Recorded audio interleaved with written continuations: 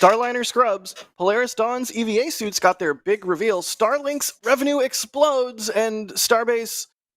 There's too many star names. Just roll the intro. And here we go.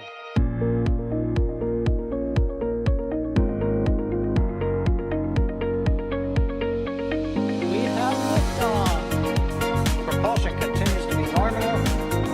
R68 chamber pressure looks good. Traveling up. Water towers fly! Yes! Tango down to nominal. Flighting downside FD off. Bring in FD off. It's orange! Oh my god! Oh my god! Decollage. Look at this! Put that in the big bag, 343 unfolds to go. Indeed. We rise together, back to the moon and beyond. The methane will be igniting the flare, correct? Yikes. You dead? Sure. We don't need any more of these.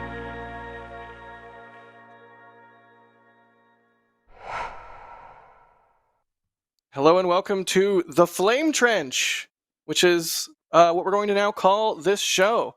This is the new 3 to 4 person show that we do every Fridays. So we're not going to call it NSF Live anymore. We're going to call it The Flame Trench. And do the... That was a really cool animation Ryan made. Kevin, do the thing. Do the thing. Yeah, it's EJ. EJ, look at the thing. Look at the thing. Look at the thing. Yeah, no, I see it. Kevin, no, Kevin, it's do it. good, man. Do it again. But- Yeah. Oh, where did?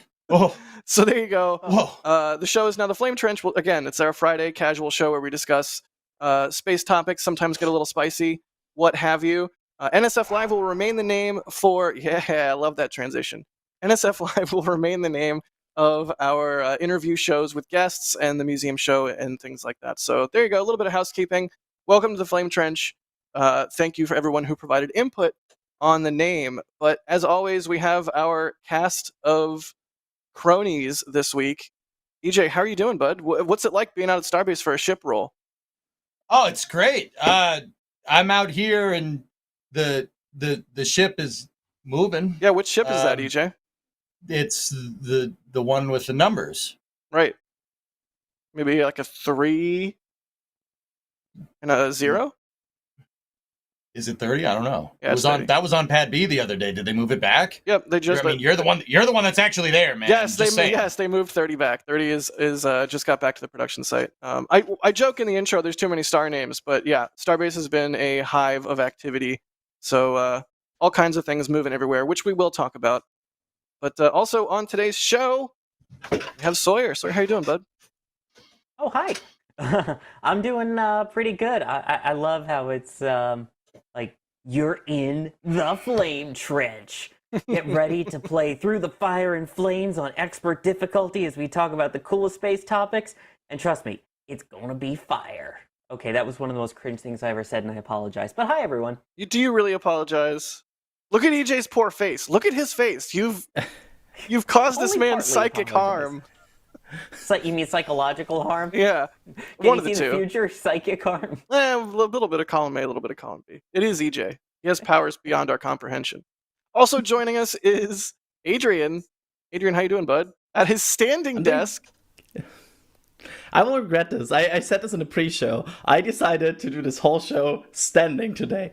And I think about 1 hour in, I will regret this, but we will see. I just like it for now. But if we cannot make this maybe like another 3-hour episode, that would be great. And now I said this, so Jack is very committed to make this extra long.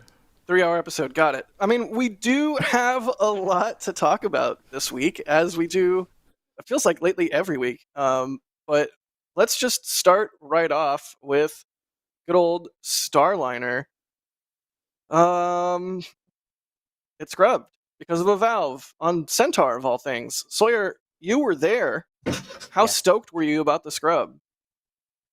How stoked was I about the scrub? None at all. It was. I wanted to see a launch that night. It ended up being a beautiful night weather-wise. It was gorgeous. I mean, yeah, almost got sunburned and then eaten alive by bugs within a matter of an hour of each other, but you expect that at the Cape. But yes, the Starliner launch became Stopliner in this case as they delayed the launch because of an issue, as you mentioned, with the Centaur upper stage. So it has to do with one of the liquid oxygen valves. So before they went out there, they could hear this kind of rattling noise, which it turns out the rattling is the opening and closing of the vent, or of the little vent pipe there. So the concern was, how many times was it opening and closing? They had tested it up to 200,000 times. Beyond that, they would bring it back and take a look at it in the VIF. If it was less than that, they would go out and take care of it at the pad. So they looked at the number of oscillations, and it oscillated too many times. So that's when they decided to roll it back, replace it, and are currently targeting the 17th. Now, interestingly, as Tori Bruno pointed out in the post-launch, or the post-scrub briefing, basically said that if this were a satellite mission, it wouldn't be an issue. It would have already been in orbit. They have seen this issue before on 5 different missions, one with that exact particular valve. But the difference is the pink squishy things sitting inside the capsule versus a satellite. So, yeah, when it came to humans, basically once the vehicle got into its done and fueled state, any issues would have resulted in a scrub that would change the state. In that case, it would have to be stopping the fueling and restarting the fueling and all that, which would be no bueno. So at that point, that's when they're like, all right, this is crew. It's a change of state. We're going to scrub. I guess that kind of also brings into the argument that some people have of, well, the pre-fueling is great because you know that there's an issue before you send the crew out, versus the quick fueling method that SpaceX uses, where you can fill up the entire vehicle with the crew already on top of it in 35 minutes or less, or your pizza's free. So it's a little debate that opens up there as well. But as of now, again, the plan seems to be they are targeting May 17th around 6 p.m. Eastern Time for the launch of Butch Wilmore and Sonny Williams. Hopefully a week from today, we'll see that happen. All right. Poor Starliner, and of course there was all of the news articles you would expect that over the week where it's like Boeing, Starliner, and it's like, bro, it was Centaur. It was Centaur for once. It wasn't poor Starliner's fault. Those articles were quite funny. No, we're not linking them. No, we're not doing that. Like, you go find them yourself. Yeah, right. I feel like it's also the most, I don't know, it feels almost like fitting that, of course, after talk about Starliner, we talked about Starliner for months. You're like, oh, is it working now? Everything talked about Starliner. And of course, it's Atlas. Like, the moment we focused all of our attention on that capsule, we should have known. I feel like we should have known. And I mean, I will never blame anybody for taking extra caution with a crew launch. That's I like that. Like I think if you're out there right now blaming anybody, oh, they scrubbed or that's so bad. I rather have some crew safety than somebody being in a situation like, whatever, let's launch it. Nah, let's not do that on crew launches. So I'm happy with this, but I don't know, it's kind of funny. It's Centaur. Yeah, I mean, dude, Centaur not launching. Sawyer. Oh God, no. Sawyer. He did it again. I'm so mad at you. Sorry for the gifts from all these reactions to the terrible jokes. I mean, all right. Well, here, hold on. It's not even, dude. Adrian, I think you're right. Thanks, Jack. Obviously, you do it out of abundance of caution. But I mean, if you want to look at this just from a straight, like, programmatic standpoint, your first crew flight test, you want to get a good baseline. You want to get a good baseline, and you want to make sure all testing parameters have no, little funnies, right? We've heard, about the funnies. You don't want the funnies. You don't want any. You don't want any funnies. No funnies. Yeah, no funnies on crew flights. No crew flight funnies. No funnies. You don't want any of that. You want to try to get a good bench test. So, I mean, obviously there's caution to the crew, and you don't want to change fueling states on the vehicle because it wasn't designed to do that. But getting a good baseline is like, that's huge for getting good data on your ascent with people on board. Yep. I mean, heck, we, it wasn't hardware with DM2, but DM2 did scrub because the weather wasn't perfect. They wanted to launch in ideal conditions. Was it in the constraints for Falcon 9 at the time? Sure, why not? Back in May 2020, but there was, they probably could have launched it. It probably would have been fine. But, first flight test, you want to get a good baseline, probably would have been fine is not a good way to do that.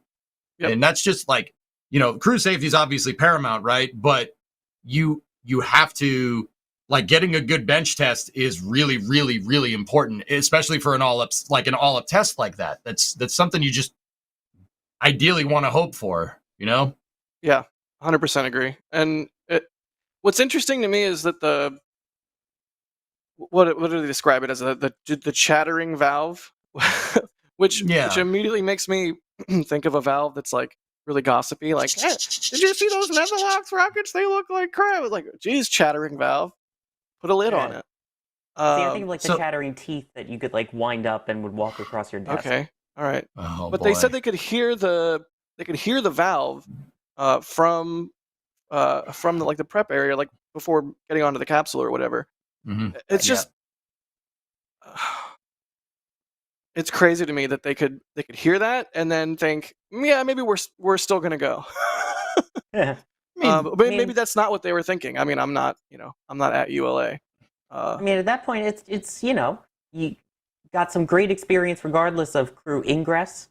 So even if there was concerns that you might not go at that point, just continue, get some experience. Get the crew ready for it. Get the blue team that was out at the pad ready for it. So yeah. Plus, who knows? There was a chance that maybe it wasn't what they thought it was, and they could fix it. But they pretty much knew as soon as they heard that noise that they'd seen it before in previous launches, and that's likely what it was. And because they couldn't cycle it, because they had humans were involved, it was allowed to just continue cycling, and it only has a certain lifetime of cycles that it can do. And I think it can, if it's chattering or opening and closing, whatever it is, it can outrun that limit in, I forget. I saw some people online, maybe it was even Alex, like doing the math where it's like 80 minutes of that behavior, and it's already cycled through its rated lifetime. So I guess that's why they had to roll it back, right? They had to roll the entire stack back, and they're going to have to swap out the valve. Yeah, it's interesting how they have to do that too. It's the fact that Centaur is a pressurized vehicle, so to keep its rigidity and keep its state, it has to be pressurized. And to access this valve, they would have to depress it. So what they had to do, and part of why they had to roll it back to the VIF, the vertical integration facility, is that they literally have a machine out there that can stretch the Centaur to mimic the fact that it would be pressurized without it being pressurized, so it's safe for people to go in and change the valve, which is part of the delay as well. You literally have to go and stretch the vehicle to fix it. Mm-hmm. Yeah, the balloon tanks on Centaur, those tank walls are on that Centaur 3 are as thin as a soda can. Those they're it's going into space, it's all about mass fraction. You want less rocket on your rocket and more fuel on your rocket. That way your rocket goes further. So those Centaur walls, they rely on residual pressure. So if you try to take the valve out that regulates residual pressure, you ever stepped on an open soda can? It'd do that. That's probably don't want that. Yeah, what's the classic putting it out there 1960s rocket footage? Was it an Atlas Able or something with the balloon tanks that just went meow? Yep. There's also a Starship failure for this, which is always great. You're always kind of just like, hey, also we have a Starship failure for this. Everything old is new again. Yeah. Yay. Time is a flat circle. Kevin Conrad, thank you for upgrading to Capcom membership. Fun fact, we do a post-show and a pre-show for the Flame Trench. I can now call it the Flame. That's fun. I don't even have to say, I get to say the new thing. We do a pre-show and a post-show, maybe like a pre-burn and a post-burn. I don't know, but it's available to members, and at Capcom level and above, you get Discord access.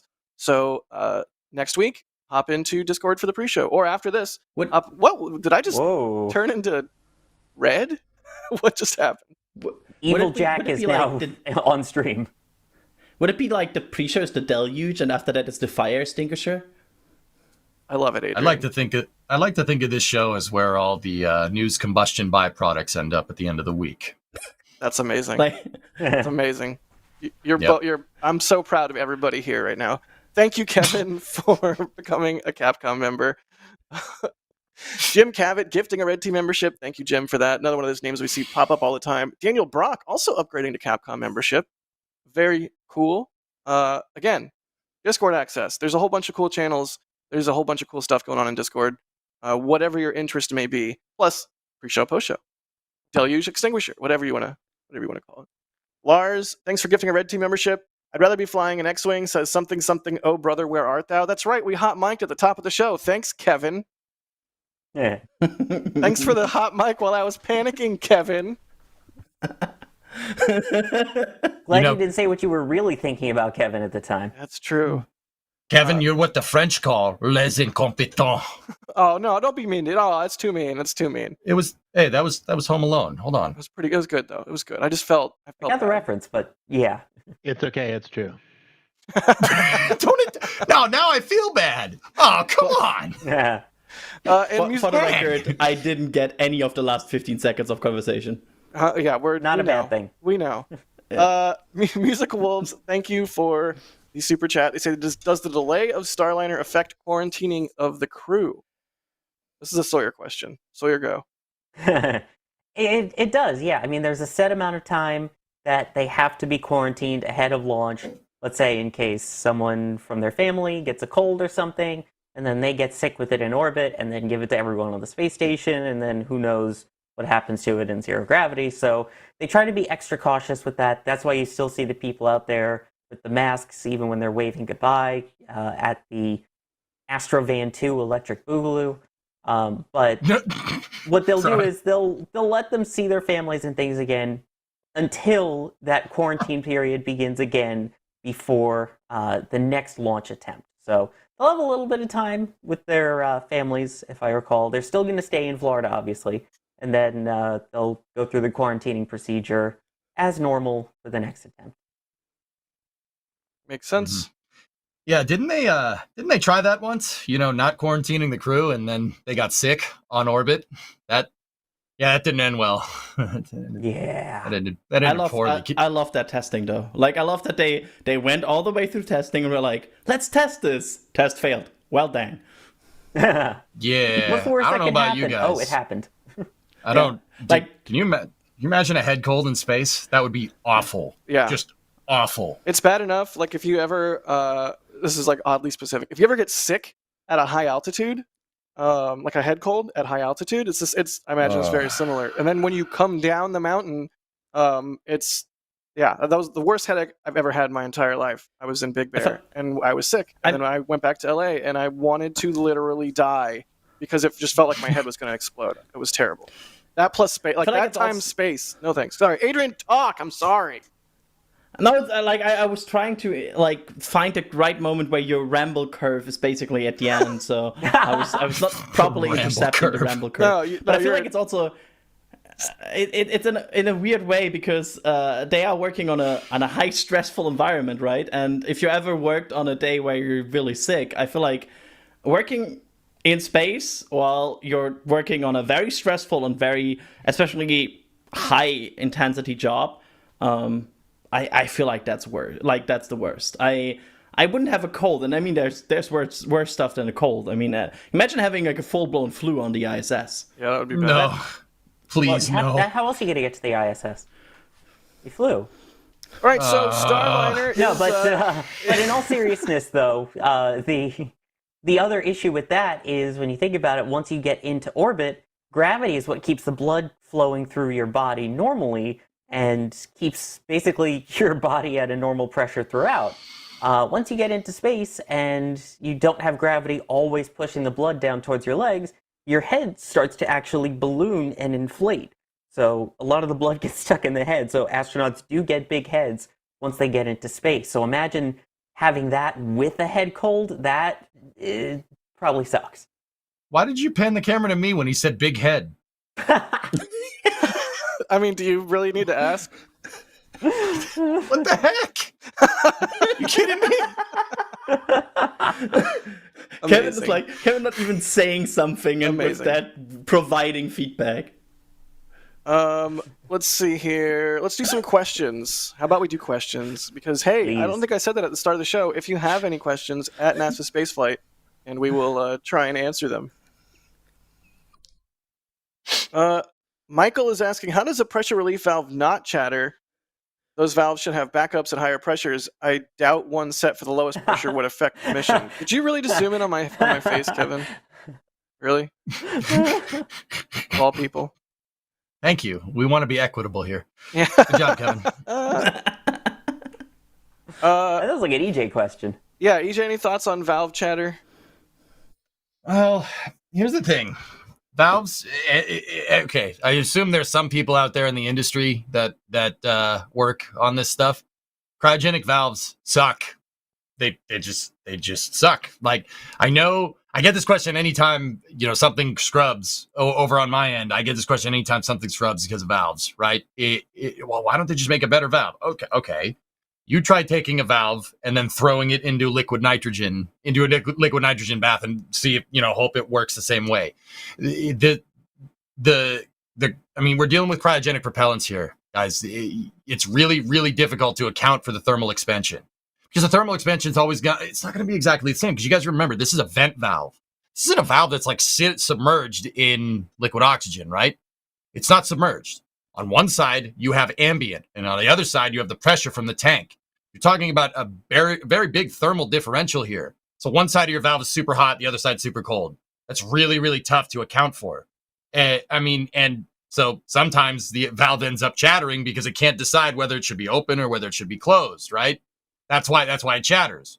Cryogenic valves are really tough. They're really tough to get right. I mean, we saw a similar type of behavior with SLS with those hydrogen leaks when they were trying to initiate fast fill. A slightly different thing. Also, they were dealing with hydrogen. Hydrogen sucks. It's really efficient, but it's really, really, really, really tough to deal with. Yep. But I would dare I say the most annoying molecule. Yeah.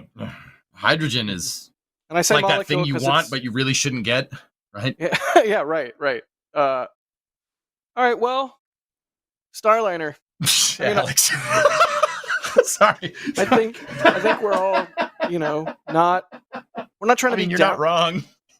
We're not trying to be downers about it. We're trying to launch humans safely. So and once again, I think it's important to just reiterate, the chattering is something that they ran into before. They had experienced chattering. It was known and understood behavior. So because of this, if they wanted to change fuel state on the vehicle, you could have just cycled it, slight depress, slight top off with your liquid oxygen, reinitiate the topping cycle and go. Sawyer Bruno said, as Sawyer said this too, Sawyer's paraphrasing, Wayne Gretzky, Michael Scott, miss 100% of the shots you don't take. Sawyer was, were you at the press conference, Sawyer? First of all, yeah? You were there, right? No, I was on the ride home at that point. Oh, well, that's good too. Anyway, Sawyer Bruno said this behavior had been experienced before. It's a known mode for that valve. And they've cycled it in the past and launched the thing right up into space. But there's this thing about changing fuel states when people are on board. So fueling is one of the most dangerous parts of a rocket launch by a long shot. It's very dangerous because, once again, cryogenics, you're changing a lot of things really, really quickly. In SpaceX case, with the load and go, that's why when people are on board, they have that launch escape system primed and ready to go just in case, right? But if it's something like Atlas V, Atlas V is 2 decades old. Load and go was like a pipe dream 20 years ago, right? It wasn't designed for that. So you don't go and say, oh, let's rate Atlas V. Let's rate a Centaur for load and go with hydrogen. That's really not smart. It's fine. Just go change in the fuel states. What could go wrong? Right? I'm literally just imagining an engineer on a gantry at the pad, just change it. It's fine. I'm just gonna go tighten the valve. It'll be good. When did the engineer turn into Harry Carey? Hi, the Centaur was low on fuel. Would you fill it? If you were a rocket in low Earth orbit, would you boost yourself? Is the moon made out of cheese? If it was, would you eat it? Cubs win. Sorry. Adrian has no idea what we're talking about. Yeah, that's the best part. No idea. Can I be annoying though for a moment? Sure. So at some point there was probably a meeting between Boeing and ULA, right, about this mission. They talked, right? They talked. I would hope. So, and I bet at some point the question came up: are there previously known issues about Atlas V that we should talk about, right? did they just hope this doesn't occur? Like, did they just basically sit there like, yes, we observed this before, let's just hope it doesn't happen? Yeah, And that's an interesting question. That's Like, not a good way to do I that. wonder if they like, because they know it happens, right? Was there always the basically the flow chart? If this happens, scrap. Like, did they, because they for sure talked about this, right? They understand this vehicle. They understand these potential problems. So where they're always like, oh, this just means to scrap. We don't know how to prevent it, and just to be annoying here. I know it's a small part, but maybe, I don't know. That felt a bit weird for me. Well, Wait, maybe they wait. could have done a wet dress rehearsal to see if that would have fixed it. Oh, wait. They couldn't, thanks to the question asked on the phone by our own Ryan Caton for NSF. You beat me to it. I was going to say our very own in-house cartographer, Ryan Caton, was on the call and got that answer from Tori. That's it. That's all I had to say. That's all I wanted to say about that. Well, I mean, so Adrian, it's like I was saying before, dude. Sawyer said that, and Sawyer was quoting Tori Bruno. They had encountered this before. It was a known failure mode that happens with the valves, and recycling the valves in the past has been a good idea. But like I said, there's this thing about changing fuels. You don't put the rocket through transients when people are near it. Even SpaceX is really, really careful about that by making sure that Dragon's launch escape system is good to go. Starliner is not equipped with something like that. You know, they're not. The whole thing was not designed for load and go. And if anything, they probably designed it around, loading the propellants and then getting the crew to it, because that's their fueling procedure. Changing fueling procedures around on a rocket usually doesn't end. That doesn't end well. And honestly, sending it would be very like they probably would have sent it if it was just a payload, if it's just a regular satellite. Don't worry about it. But since there's people on board, you got 2 souls on board. Don't roll the dice like that. That's I wouldn't do that. Right. I fully agree, by the way. I just want to say for the record, what I found interesting, and I'm not sure if this question was anywhere asked, they said they observed this before. Did they observe this on one Atlas before? Did they observe this on... 5 launches, but one in this exact spot. So that means it could happen more, right? Like, we have basically this interesting Starliner Atlas combination where there is just a weird known bug, I don't know, quirk. I would always like a weird behavior that just sometimes could happen, and every time it happens, it could mean a crew scrub, right? That's just like, is there a way to fix this? That's just my how I want to look at this, because it's an interesting quirk of the system. I didn't even think about that. It's a really good point to bring up. And like, what is the mitigation for it? How do you make sure it doesn't just keep happening? Sawyer, what are you smiling at? The screenshot in back channel. Okay, that's good. Sorry, I had to know. Title actually, did that happen? It happened. That's amazing. Anyways, more questions? You had to be there. Dave is asking, I know this time it wasn't Starliner. Well, that's not, they're kind of more just saying. But either way, Dave says, I know this time it wasn't Starliner's fault, but it seems like it is cursed to never launch. I mean, it's definitely been a long road, but I do think it's worth underscoring. It's like, not Starliner's fault. Starliner did not do bad. Nothing. Like, this is just about an abundance of caution. We're launching humans. We can't say that enough times. When you're launching humans, you exercise an abundance of caution, because we see what happens. We've seen what happens when complacency rules the day, and that's like, you just don't mess with that. And it's worth noting that the paths between by the way, Jake's here. Jake! The path between SpaceX and Boeing's path was really tight. I mean, they both did their first test flights in 2019. They got the contract around the same time. They did their abort tests, their first uncrewed flight tests around the same time. It was just kind of then where they split up. So it seems like it's such a huge difference between the first operational flights of Crew Dragon versus the first operational flights of when Starliner will be next year. We're talking 4 years here. That's it. Dude, I'll say it once, I'll say it again. I get it. Everybody likes to rack on Starliner because it's taken so long. But if you look at the grand scheme of things, it has not taken long. I think the real kicker here is that with the Starliner program, I say it's inexperience, and it's not inexperience. Don't confuse inexperience with incompetence, right? What I'm trying to say is like, okay, when's the last time Boeing designed a spacecraft? This isn't a knock. Like, believe it or not, it's not a knock at Boeing. Boeing acquired companies that made spacecraft. Boeing acquired Rockwell in 1993. And Rockwell made the shuttle. Oh, yeah. They had the best branding. They had the best graphic. Everything Agreed. Rockwell. Oh, Yep. God. Saul Bass designed their logo. Like, Rockwell. Sorry. I love Rockwell. Oh, Please dude, you're a man of taste. I really appreciate it. Rockwell's logos are amazing. It's like, and they made some pretty cool stuff. The Bone Space Shuttle. Right. And before that, they were North American, right? North American made the CSM. Starfighter. All kinds of things. So, okay, let's just get some bearings here. North American made the CSM in the mid-'60s, first flew in 1968. Okay. Then Rockwell, after they changed to Rockwell, right? And they got the contract for the shuttle in 1972, and the orbiter first flew in 1981.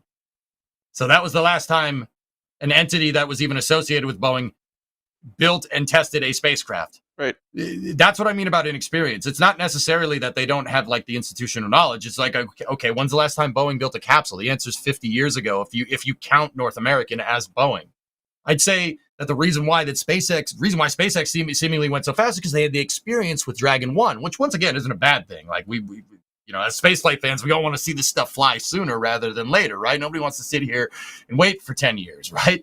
But if you look at kind of the grand scheme of things, that's how long it's taken to make Starliner. And guess what? It took the shuttle that long.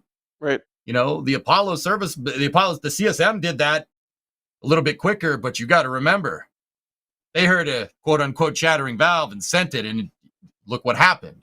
You got to be careful. Like, once again, abundance of caution. You don't want to make those same mistakes. So it takes time.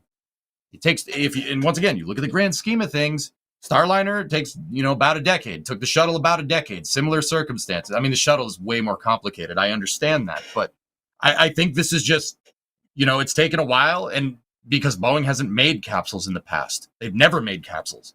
Boeing themselves didn't make spacecraft. They made stages, right? They make SLS core stages. They made shuttle external tanks. They made Saturn S1C, Saturn V S1C. Delta 3. Well, we don't talk about Delta 3. They used the best rocket color ever, you meant, as well, right? Delta Blue is the best rocket. Well, I don't know. Orange. Yeah. Delta Blue is nice. Delta Blue is nice. A couple more Starliner things, and then let's move on. I see Jake is being very adorable. EJ has a shirt, which, thank you for having a shirt that lets us know that you have a shirt. I'm a fan of recursion. Adrian, how are your legs doing? You're standing. How are your legs? I'm absolutely fine. Nothing is. Let me get a leg report. Yeah, everything's fine. Yeah, leg report. We are doing great. We are already 40 minutes into this, and I stand before that 30 minutes probably. So we are fine. All right. Okay. 4-hour show. I didn't make the rules. I think Ryan Caton made the same mistake for the Eclipse stream. I think he said that at some point because Ryan did the whole Eclipse stream standing. And that stream went on in front of a map. Yeah. I might add. Yeah, in front of a map Mr. because Map, he likes maps. I heard, like he really likes maps. Right. Just to say that. Right. Michael Sharon saying the biggest worry with valves in cryogenic liquids is ice blockage. If the valve or port icens up, then there's a potential of explosion. Yes, that would be bad. Ryan is letting us know it was satellite imagery live from a ghost east and not a map. That's a map. I was laughing while I was reading the thing because in the corner of my eye I could see that there was like angry messages from Ryan popping up. So pretty satisfying. Instead of it's a trap, it's a map. Oh wow, Sawyer, that was bad even for you. Oh come on, Cat, back me up here. Swift is asking, when will Starliner carry 5 crew? Do we have any indication when a 5-person crew will fly on Starliner? I think that's still a little ways away. Again, right now they have the 6 Starliner vehicles to go with Atlas, and the 6 Atlases to go with Starliner, I should say. After that, they would have to get recertified with everything again and recrew rated if they move it over to Vulcan. So for now, they're going to probably do just the 4 that NASA has them contracted for. And then down the line, maybe, once they're no longer required to just do the NASA contracts and can launch on a vehicle that's actually in production still, then they might go up to 5. So we're still probably almost a decade away from that. And that's also the question if there will be like, I mean, that also depends on like ISS shelf life. It depends on what other potential missions could head the direction of Starliner, right? Because I mean, there's an argument to be made. Like, is there that many LEO capsule contracts to grab at some point? Like, well, it's just a question in the room. Like, will there be which missions would Starliner get beyond this initial contract? And how long would NASA extend this contract? I'm not saying they wouldn't. I'm just saying it depends on a few factors. Right. All right, well, let's move on to our next topic. How about... I will just say really quick. Yeah? Official, at NASASpaceflight official, that is unfair. That poll is very unfair, sir. Oh yeah, we do have a poll in chat now. Adrian standing. Wow, Sawyer. Hey, I cannot read it. I cannot read. My left screen is configured to see very elemental information, and poll was not. What's the poll? Option A is Sawyer, sit down, sore feet and coming. Option B is everyone should be standing. Which if that is wins, then I'm going to leave the show. Oh. which is bold from NASA Spaceflight official. And I guess we're gonna. By the way, sitting down is like I'm down. not set up to sit down here anymore. My desk is over there. Like I'm in my recording setup right now. There's no backup option here. Also, why did we just show Ryan's info on screen? I think Was his it name was fixed to fixed Mr. because Map? it's- Oh, right, because he's Mr. Map. Got it. Cool. Well, let's talk about the EVA suits for Polaris Dawn, because they finally had their big day in the sun on May the 4th, if I'm not mistaken, which is a nice touch. And yeah, I think SpaceX put out a pretty sick video, so let's just take a look at that really quick as we transition topics here. Suit flow initiated. Stand by for Dragon venting sequence.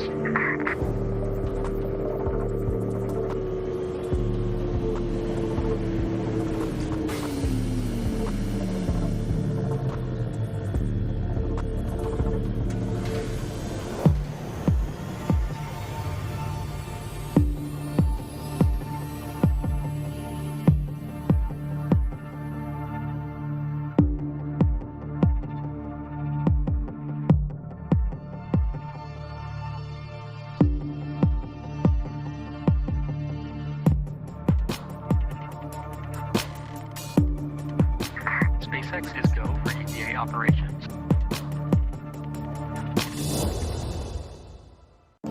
Suit flow initiated. Nice.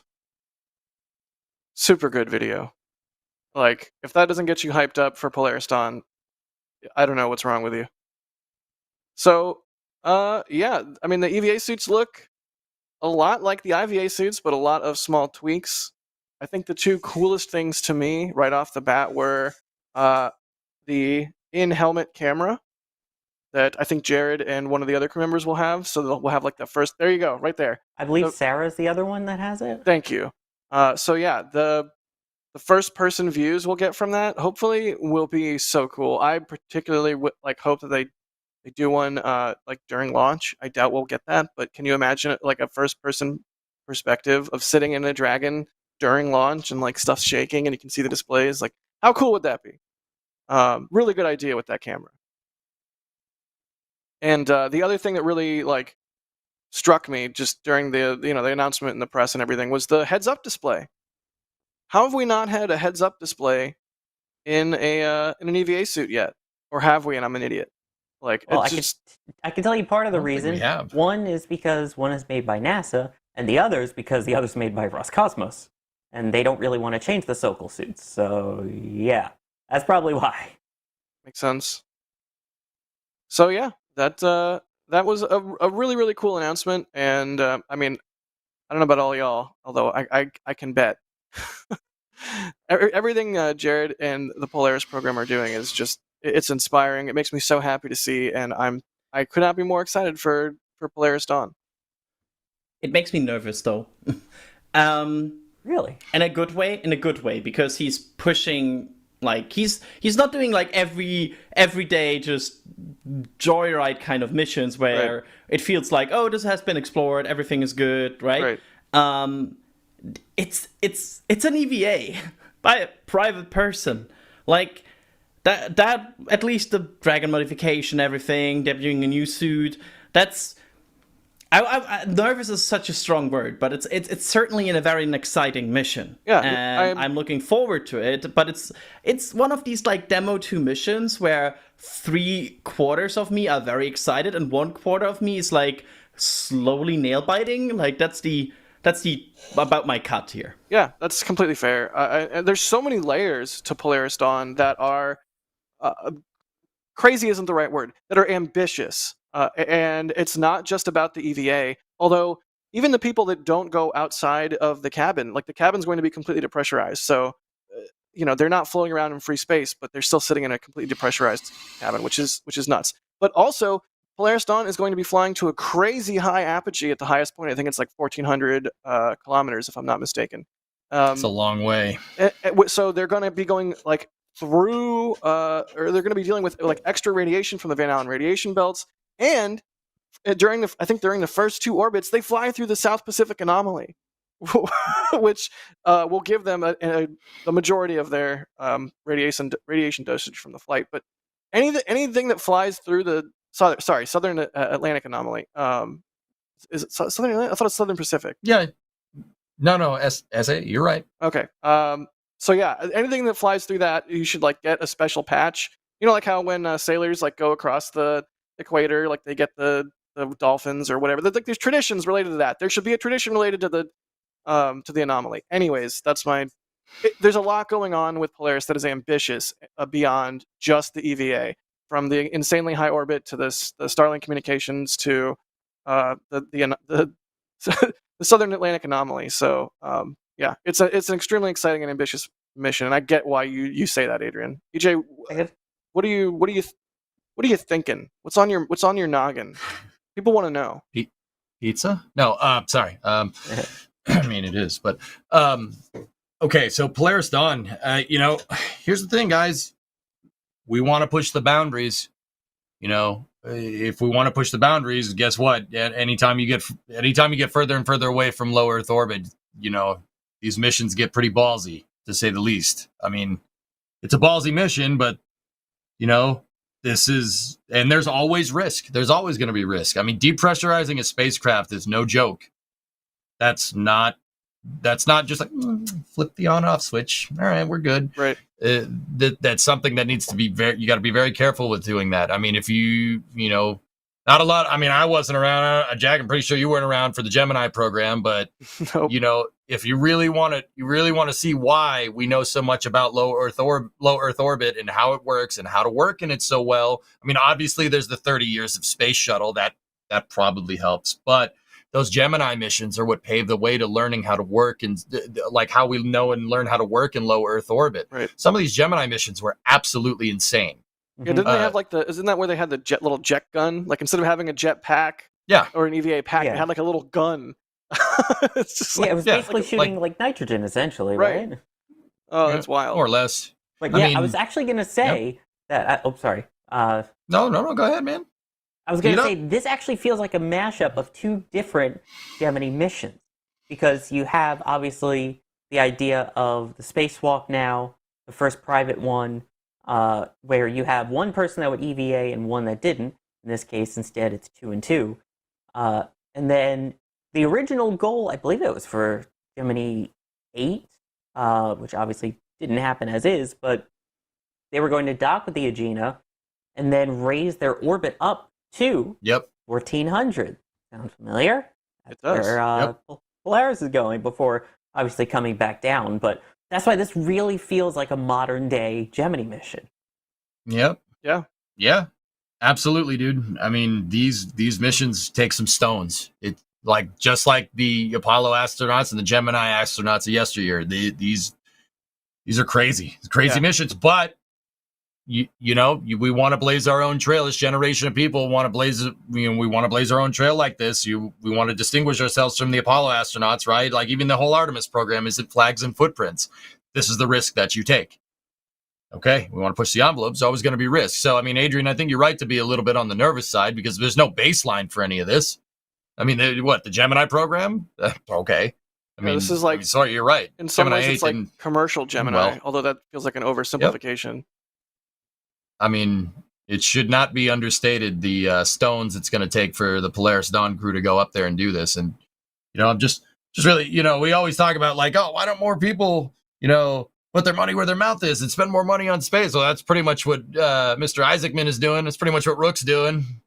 I mean, that's a pretty good way to do that, Right. And this data could be invaluable for SpaceX for, skirting the Van Allen belts and then, good deep space, high radiation environments, and their effects on Dragon. Who knows? Maybe someday we see Dragon go further than low Earth orbit. I mean, I don't think it's going to happen. Great Yeah, Dragon? yeah. I mean, I don't know. yeah, Maybe no, they shout put out- one in a Starship, Go ahead, use Sawyer. it as a lifeboat. I was just going to say a shout out to Jared as well for his massive donation to the foundation that does the museum on Cape Canaveral there. I believe Absolutely. Julia was mentioning that. So shout out to him for that as well. Guy's a legend, man. That's awesome. Absolute Oh, legend. I mean, there's also St. Jude. I mean, that's pretty cool. Just saying. I think it's also really cool that we now have SpaceX having all of these capabilities after this mission, right? Because because this could be capabilities used by NASA, for Right. example. Like NASA now has a provider that can provide them with a way to perform an EVA out of a capsule. Like that's a capability that just now SpaceX has again. And I think that's a cool twist because initially, if you look at the commercial crew and commercial cargo program and look at like speeches from Bridenstine at that point, the whole point of that program was that something is developed and with the assistance of NASA by SpaceX that they can then also use in LEO otherwise. And that's kind of what happened, right? They develop commercial crew, you got missions that are not by NASA, and they still are working on the platform that was worked in this program. Now you have kind of the reverse, where a private partner, in this case the Polaris program and Jared Isaacman, is developing a capability. So it will be interesting if this now is also reverse going into this situation where NASA now might use this capability for any mission and any situation. So I think it's kind of this whole commercial crew gamble and like the commercial crew program. It's kind of still paying off here, where they get capabilities now they didn't even kind of pay for. Well, and it's the same way that EJ was when we were talking about, Boeing and whatnot. SpaceX benefited from learning with Cargo Dragon when they were developing Crew Dragon, and in the same way, a lot of the things that they're doing now, not just with Polaris, but like across the company, they're developing the tools that they need to make Mars happen, and that's one of the things that the engineers were talking about in the X Spaces, the SpaceX X Spaces that they did about the suit reveal. And I mean that's what it is. That's what it's called. Is it I'm not laughing at you, I should dude. throw the word star in there like 6 times. SpaceX Starbase Yeah. X Spaces Star. Yeah, Star X Space Star. Okay, I'll stop. No, it's one of the things the engineers talked about is this suit is going to be experiencing upgrades over time. I believe he even said blocks. So this is the first step to the suit that we end up ideally, going to Mars with, and it's important to learn these things now. And just props to Jared and the Polaris program for spurring, a little bit of that development with the funding and with the mission. And just another thing that I want to bring up in regards to the suit, and something that they talked about in that X Spaces SpaceX discussion about the suits when they revealed it, is that I think it was a recent video from Smarter Every Day where he went to the NBL and he talked about the pre-breathe that is necessary. So when you're on the ISS and you're going to go and do an EVA, you have to pre-breathe pure oxygen for what, like 6 hours or something? It's no different than when you're a scuba diver that's going to an extreme depth. You have to account for that in the gases that are dissolved in your blood. And if you have too much nitrogen, it can get out of your blood. That causes the bends. It's a whole thing. So pre-breathe for EVAs is an important criteria to look at when you choose the pressure that your crew capsule is in, when you look at the pressure that the suit operates at, because if there's a differential there, then you're going to have to deal with pre-breathe. And so that's one of the things they called out on that SpaceX Spaces, where they said, we're going to basically vent down the pressure in the capsule over the first, 2 days of the mission, so that when it gets time to get in the suit, there's less of they're doing their pre-breathe over a longer period of time, basically. And I imagine just in the same way that they continue to evolve the suit, they will continue to evolve this whole pre-breathe aspect of everything and work out. It's almost like we need a standard. I hate to be that guy, but it's like we need a standard of, if you have a crew cabin, this is the pressure it should be at in order to be operable with this pressure of the suit. Because what you want ultimately, right, is a zero pre-breathe suit.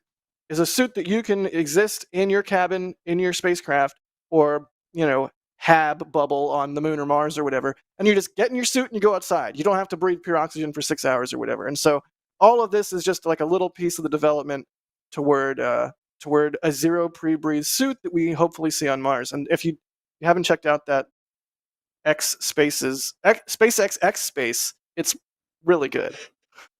And I see a lot of people bringing up what to do next with it after they do this first spacewalk, which is to go back and save Hubble, which would be great considering we are just now in the 15-year anniversary since the final Hubble repair mission, STS-125. Only someone did a video about that. If you want to learn about more that. about that, we have a video on the channel. I knew it was coming. Nice. I mean, these very expensive telescopes, they're crazy expensive, right? And it would be absolutely a shame to just don't be able to use them anymore, or even lack the funding to properly use them. That would be horrible, right? Oh, wait, hold up. Let me cook. Completely unrelated to whatever you just said. How about a Polaris mission to save Chandra somehow? It doesn't even need saving, but how about we just fund Chandra? Yeah, can we all discussion aside, can we just fund Chandra? That's the point of the show. That's fund Chandra. Okay, cool. We're no more show unless we fund Chandra. Yeah. We will not talk until it's funded. It's a lovely show you have here. It'd be a shame if something happened to it. I see you have a telescope you're thinking about not using. Maybe you should use it. All right. Anyways, I thought for sure EJ was going to join in. I have no New York that I can do this with. Wait, what? I'm not good at the. Anyways, moving on. Bideford, thank you for the support. I don't even know if I can read this on air. But no, you're not a bad mom. You're a good mom, Bideford. Storts, thank you for becoming a Pad Rat member. Coco Cats gifting a Red Team membership. James Yoder, thank you for the super chat. They say they won't change Centaur over only 7 flights. I think that's when we were talking about Starliner and if they might mod Centaur to alleviate the valve thing. And Jacob, thank you for the support. They say reference EDA interview, which is a really good interview, by the way. Tim did a Polaris interview. I think he put it out like yesterday. So good. Cannot emphasize enough. That is also a fantastic way to get information about these suits, other than the SpaceX X Spaces about the suit reveal. I'm getting better at it. Baby. Let's go. Yeah, you are. So yeah, be sure to check out that video from Tim. They say joints in suit is soft in cabin pressure, hard joints that works in EVA pressure. How cool is that tech? Right? There's so much going on with these suits that it just feels, dare I say, it feels like a relief. It's like, all right, cool. A suit that doesn't look stupid, that works, that is like actually pretty dang cool looking and tries some innovative new things. Like, I'm so here for it. Side note, the boots use the same material as the they use on the inner stage of Falcon 9. How cool is that? Yeah. Turns out it just had the thermal properties they needed. I Be one with your I'm vehicle. actually kind of curious how. I mean, so they said the interstage and the trunk on Dragon. That's carbon fiber, aluminum honeycomb with carbon fiber wrapped over it. I would be interested to see how that applies to the boots.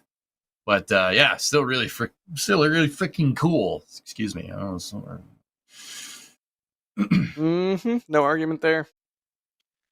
Let's see if we have some suit questions.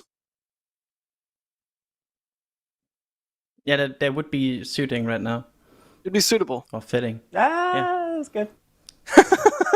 You got the Sawyer stamp of approval. You could see like Sawyer's happiness right there. We're like, yeah. It's like, "Yee!"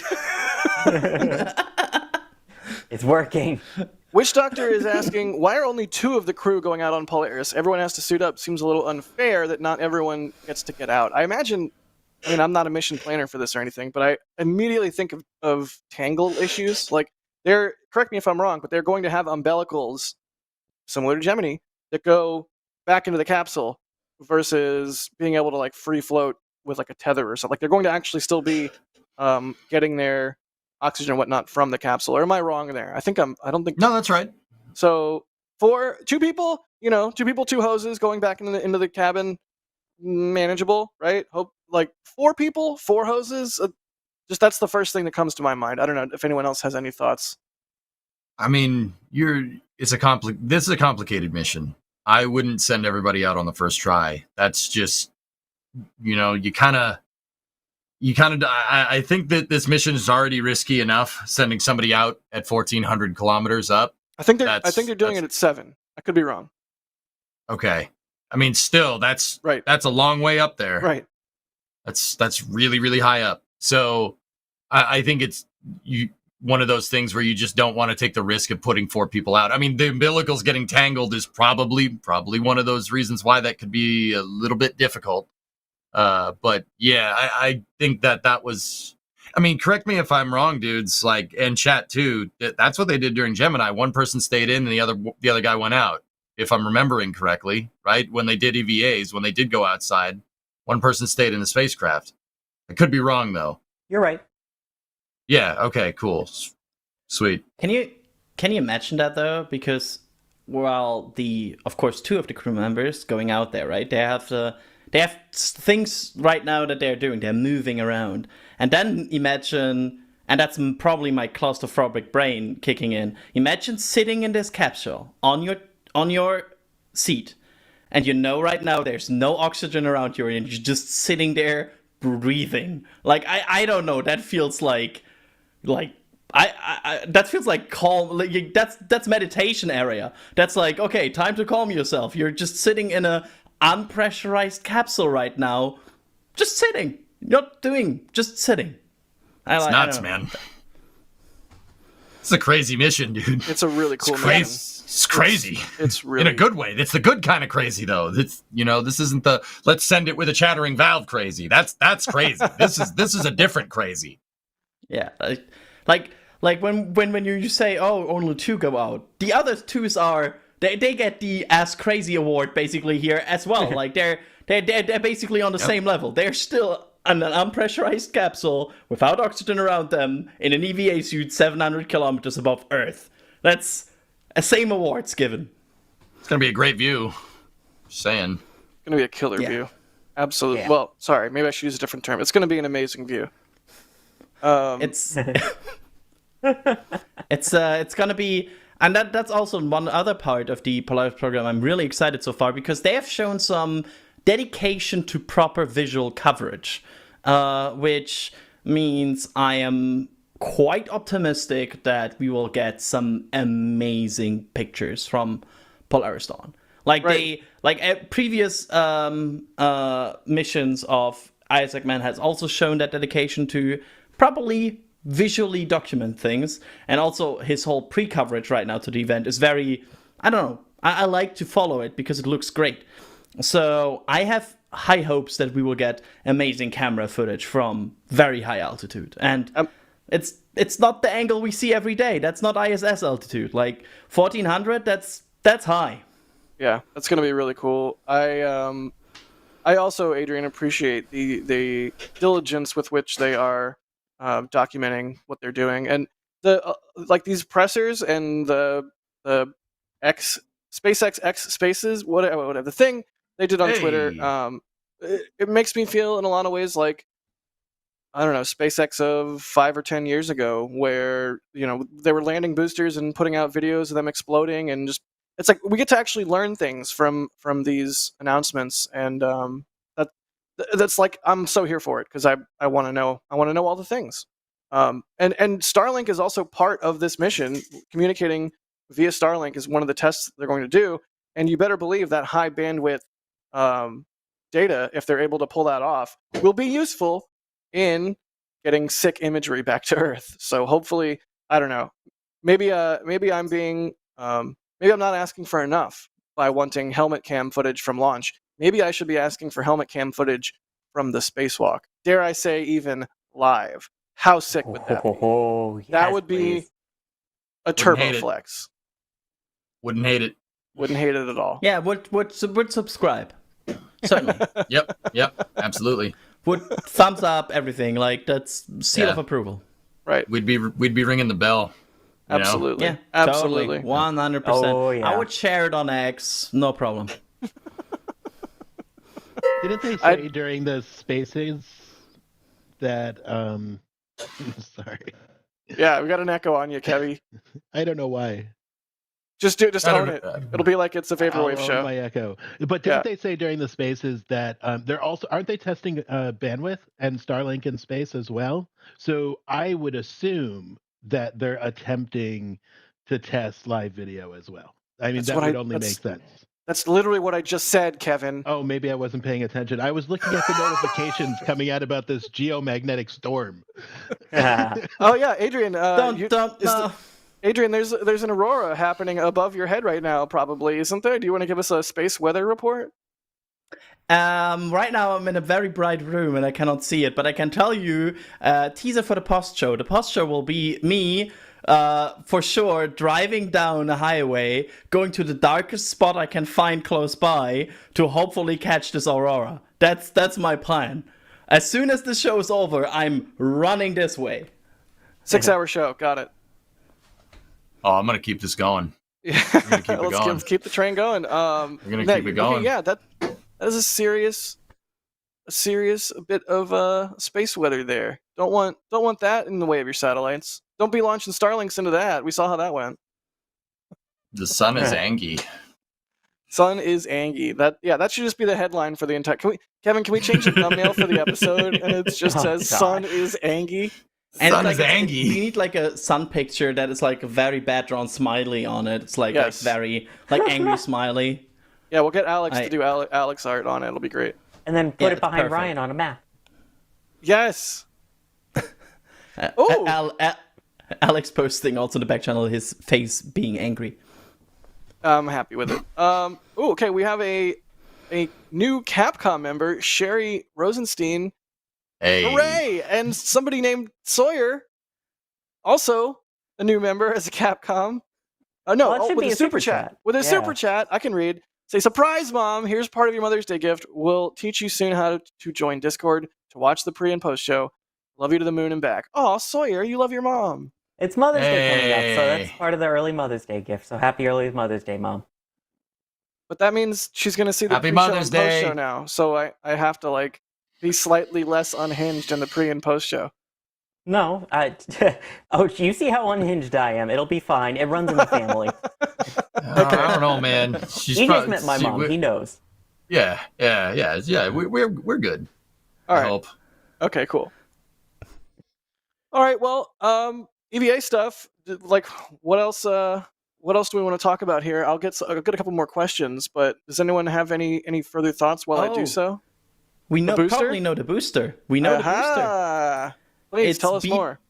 Yeah, so they have not fully officially said it's the booster, but they said stuff like, "Oh, we are watching B1083's career with great interest," and they Jared Isaacman is tweeting about B1083. So I think there's a very good speculation it's B-1083 that will fly Polaris. So that's just another minor note here, but I think it's 3 flights down, so it would be the 4th one? Correct me if I'm wrong here, but I think it's 3 flights down, it would be the 4th one. If I'm not completely stupid here. 1083, yeah, I think so. Yeah. I said it correct. Alex gets me Alex says I'm correct about the Falcon 9 question. I'm happy. Yay. And it'll be interesting to see. Do they launch from 39 or 40? Oh, I hope they launch from 40. Could Because be. we're on the cusp of having a launch from 41 with humans. It'll be really neat to see, 2 additional human rated pads. If that's even the right way to say Space it. Force. Go Space Force, go! Oh yeah, there's the tweet. There's the tweet there from Jared. One of them, one of several, commenting on B-1083.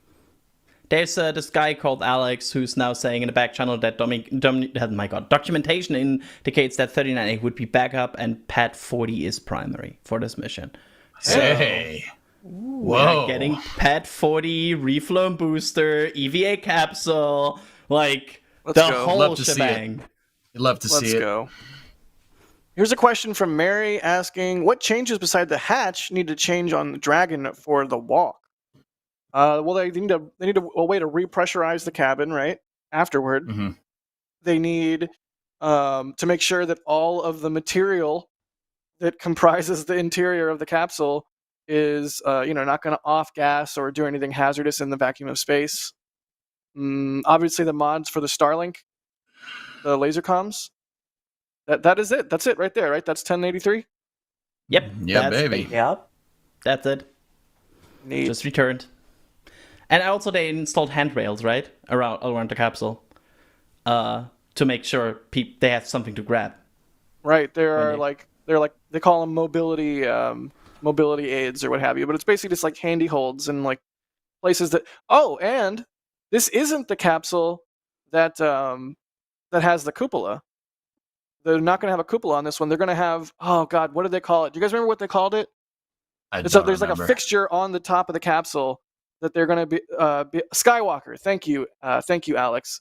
So they're going to have a fixture on top of the capsule called the Skywalker platform or Skywalker or whatever, where they can go and basically like have a place to stand on and how cool is that? Like, it's basically like having a crew capsule with a front porch you can go sit out on and contemplate the meaning of the universe.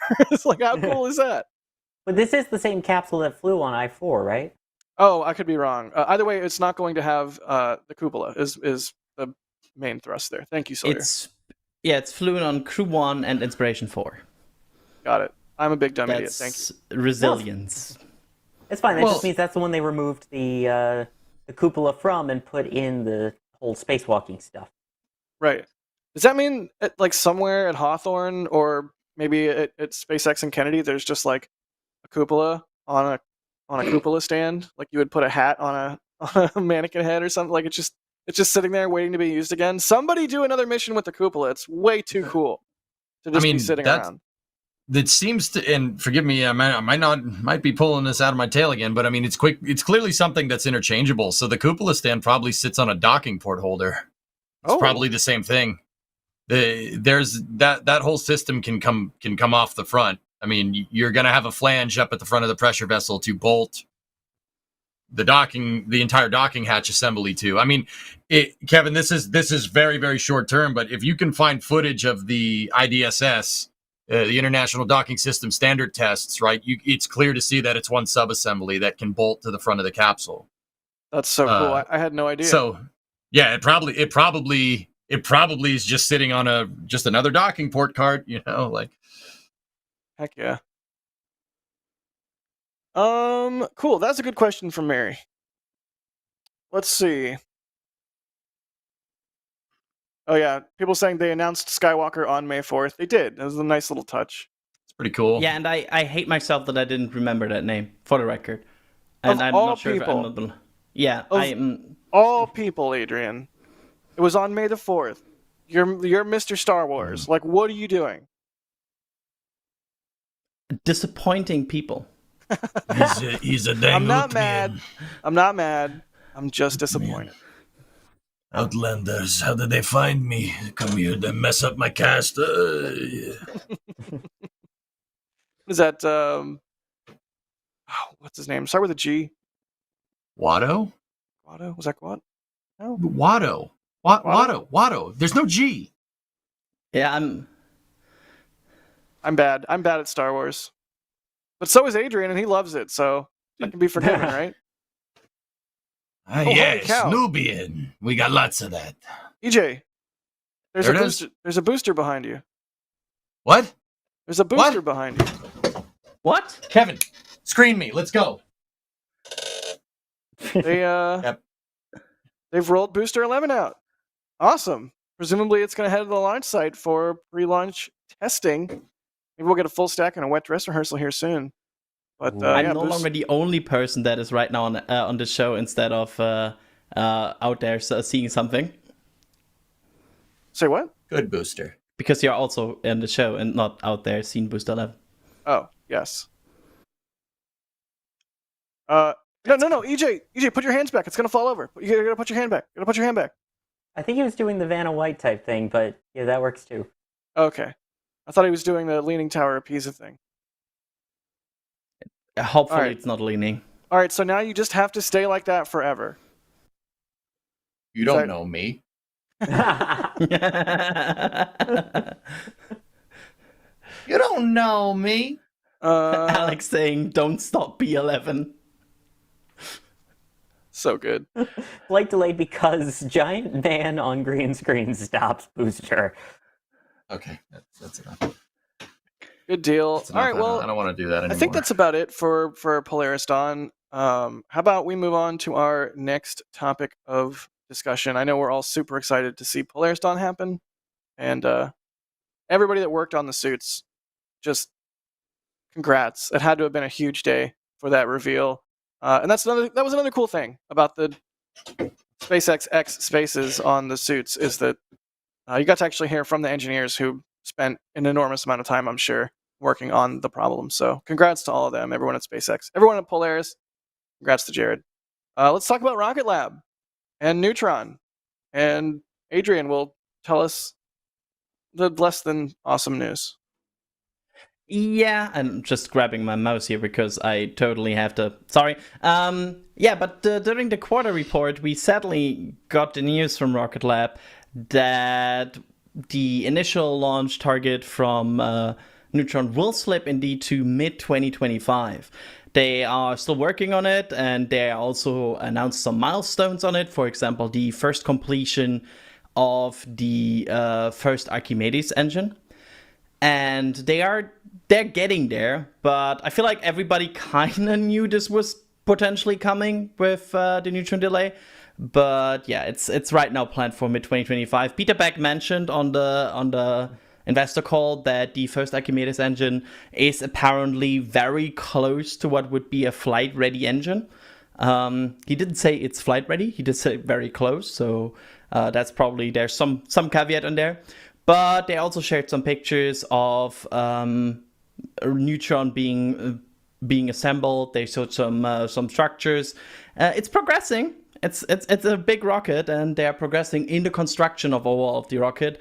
But yeah, they need a little bit more time here. There we see the Archimedes team around this first assembled engine. It's still in this Christmas tree mode that we see from early engines usually lately. So it's a bit. It has a lot of things attached to it, but certainly interesting to see Archimedes coming together. And Neutron about a year away, somewhere in that range. Hopefully. Yeah. Did they say they have their first completed Archimedes engine? Did they say they fired it yet? They did not say they fired it. They said they completed the construction of it. That's what the wording was. All right, so can I be a little spicy? I mean, I love Rocket Uh-oh. Lab. Don't get me wrong. I absolutely love Rocket Lab. I think their rockets look amazing. Their launch facilities look amazing. They have a really slick aesthetic, and I love what they're doing with the carbon fiber rockets. All that out of the way. If I may be a little bit spicy, how do you know if it's very close to a flight engine if you've never fired it? I guess what they meant by that is probably like the construction is very close with what they expect to be a flight engine. I guess that's how they would word it. But I agree with you. There's a non-zero chance that they fire this engine on a test stand, and the test stand with the engine goes boop, and then they're like, nope, maybe not that flight ready. So we'll see. Yeah, certainly interesting. But I love Archimedes from a design point. It looks amazing. I think it looks wonky in a good way, to word it like that. But yeah, I'm looking forward to see a picture of it firing. I think that's always the good pictures you want to see, right? We want to see some Mach diamonds. They make us happy. I want to see what those diamonds look like. By the way, you said something like a Christmas tree. What exactly do you mean by that? I don't know. Christmas tree in referring to the engine still has you can still see a lot of piping and sensors attached to it. Okay. I think that came up a lot on, for example, these early Raptors that looked like this whole Christmas tree. I think at some point SpaceX even decorated one as a Christmas tree. They did. And then of course engines get sleeker and sleeker as engineers understand them better and make them a bit more streamlined. But overall, I think that's what I meant with Christmas tree. You can still see there's a lot going on this engine. I hadn't heard of that before, but I like it. And it's funny that's why we did that for our Christmas merch. That's a good idea. I see gears turning in Adrian's head, but we did. Always sweaters. It's funny because I immediately knew what you meant. I was like, right, yeah, Raptors used to look like a absolute rat's nest of wires and everything, and now they've just gotten progressively more and more clean. And I expect we'll see the same thing with Archimedes. But yeah, so everybody here knows how rocket development goes. It takes longer than you want it to take. Always. Every single time. So do we believe mid 2025? Let's just go around the horn. Adrian, I guess you can go first. No, that's my answer. Go to the next person. Sawyer? Sawyer? Oh, me. Sorry, I Jake meowing. Mid 2025? No. End 2025? Very possible. Does Burger's rule or Burger's law apply? Kevin, stop spitting us. I can't. Kevin, are you having fun? I mean, it's remarkably distracting every time he cycles us around. Oh. Because you said go around the horn, so he literally spun us around the horn. We're literally going around the horn. Wow, Kevin. Give us a pun token for that one. That might have been the worst pun ever. And that wasn't even me. That was a visual pun, too. Yeah, you know what? 2 pun tokens now. Yep. Pay up. Watch him pop up over EJ's face now. Yeah. Sorry. What were you saying before you got distracted? I was saying, I think, again, mid 2025. I agree. I don't think so. Depending on how engine testing goes, maybe the end of 2025. Because you've got the work that's still going on out at Wallops too, to keep in mind. In addition to all of that, getting that pad ready and set to go, getting all the engines and everything tested and set to go, getting everything manufactured. I mean, yeah, you've got some of the experience with Electron, but we're going from something that's a small sat launcher to something more Falcon 9-esque. So that's why I think, assuming engine testing goes well, end of next year is very possible. Hopefully. I mean, EJ, you gotta weigh in, my guy, my good guy, my good chum. I mean, they could get it done by the middle of next year. I mean, yeah, I mean, I'll be devil's advocate here. I think it's doable. They're not now. Rocket Lab has experience with composite pressure vessels. They have plenty of experience. They're arguably the foremost expert on the stuff. I mean, it's their propulsion. Propulsion is always going to be your long lead item in rocket systems engineering every time. It's by far the most complicated thing to make. and it really depends on these tests, how these tests go. Rocket Lab seems to have pretty dang high confidence that their analytical model on their Archimedes engines is good. And you know what? I'm inclined to believe them because Neutron's whole thing is that it is massively underrated, like analytically underrated. So I guess that's the right way to say that. The engines, these Archimedes engines, they're not pushing them to the maximum. In order to make a more favorable engine that can survive reuse, the engine's very conservatively rated. So their analytical model should be pretty spot on. I think the engine's going to work. They basically designed an engine that's supposed to make 2,000 kilonewtons of thrust and made it have half of that. I mean, that's not right. I think it's like 700 kilonewtons or something. But the engine is rated to be like double. They're operating. Their 100% of rated performance is like theoretically like half of what the engine can take. So they're not really pushing the bounds of material science here. I think that they'll be able to get it done in time because of this. They're going to get it done faster than you might think. I hope you're right. I think everybody here hopes you're right because, as always, more rockets earlier would be cool.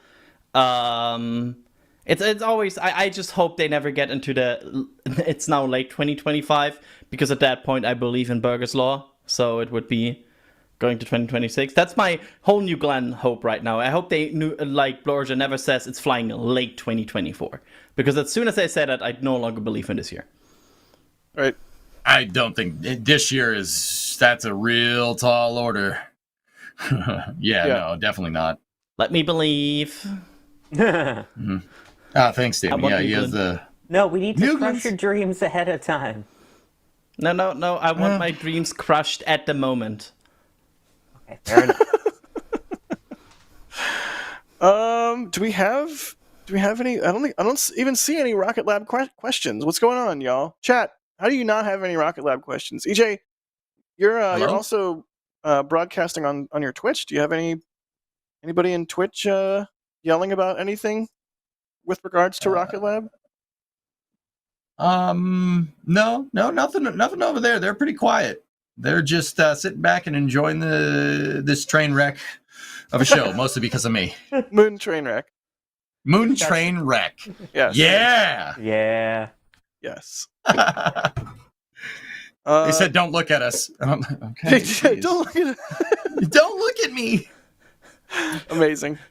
All right, well, then let's just keep moseying on down the topic chain, which is a thing I guess people say, starting right now. Totally new sentence just dropped like that.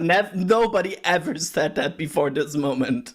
Well, come on, let's just we're gonna ask a question. Ask a question if we want. Oh yeah, what's it? Go. We'll mosey later.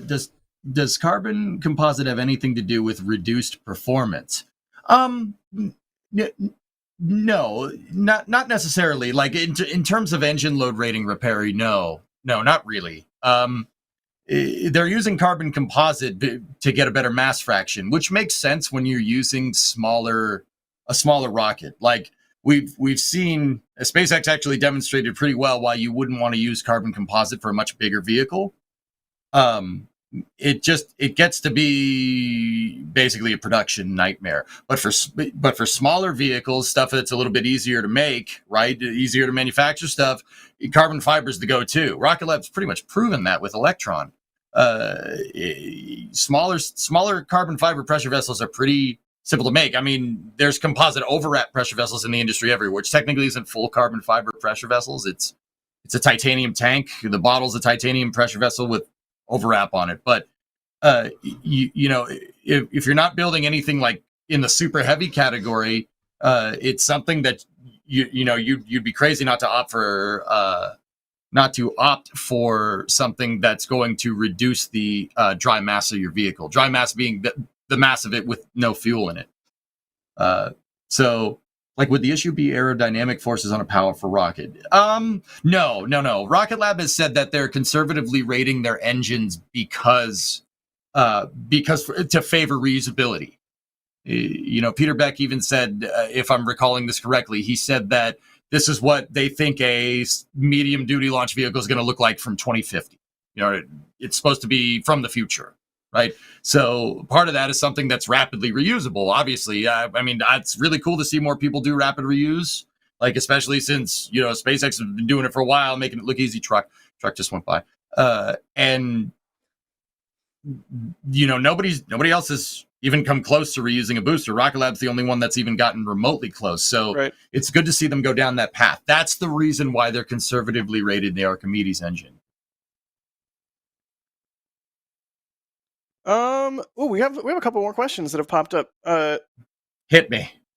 Dennis is asking, what piece of clothing will Peter Beck eat next? Socks. Calling it now. Are you telling him to put a sock in it? No, absolutely not. Alex in our back channel says an NSF shirt. Yeah, if he That's eats an a good NSF answer. shirt, that would be I would put that on the front page of the store. Looping. It would be an honor. It might even make it in the intro. Yeah, every time you open the shop.nasasspaceflight.com, it would just be looping him eating a piece of our shirt. I promise that here.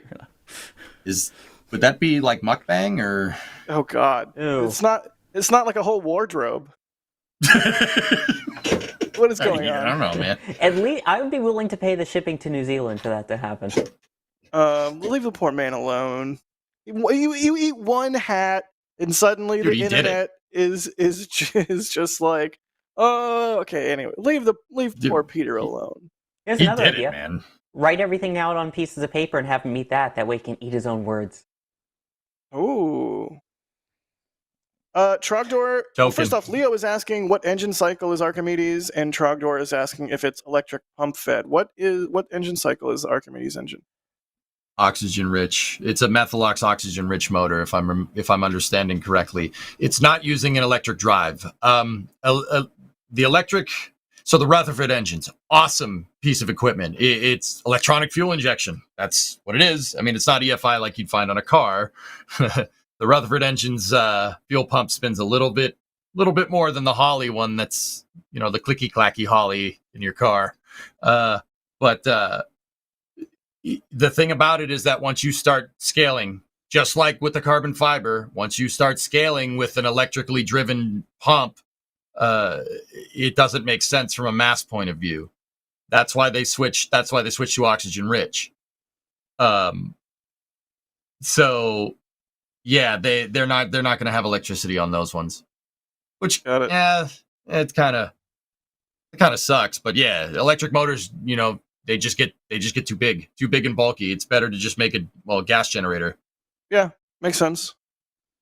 I mean, if Kerbal has taught me anything, just put a little bit of bigger battery on there and some solar panels. You don't need to worry about your engine generating electricity or not. You're good to go.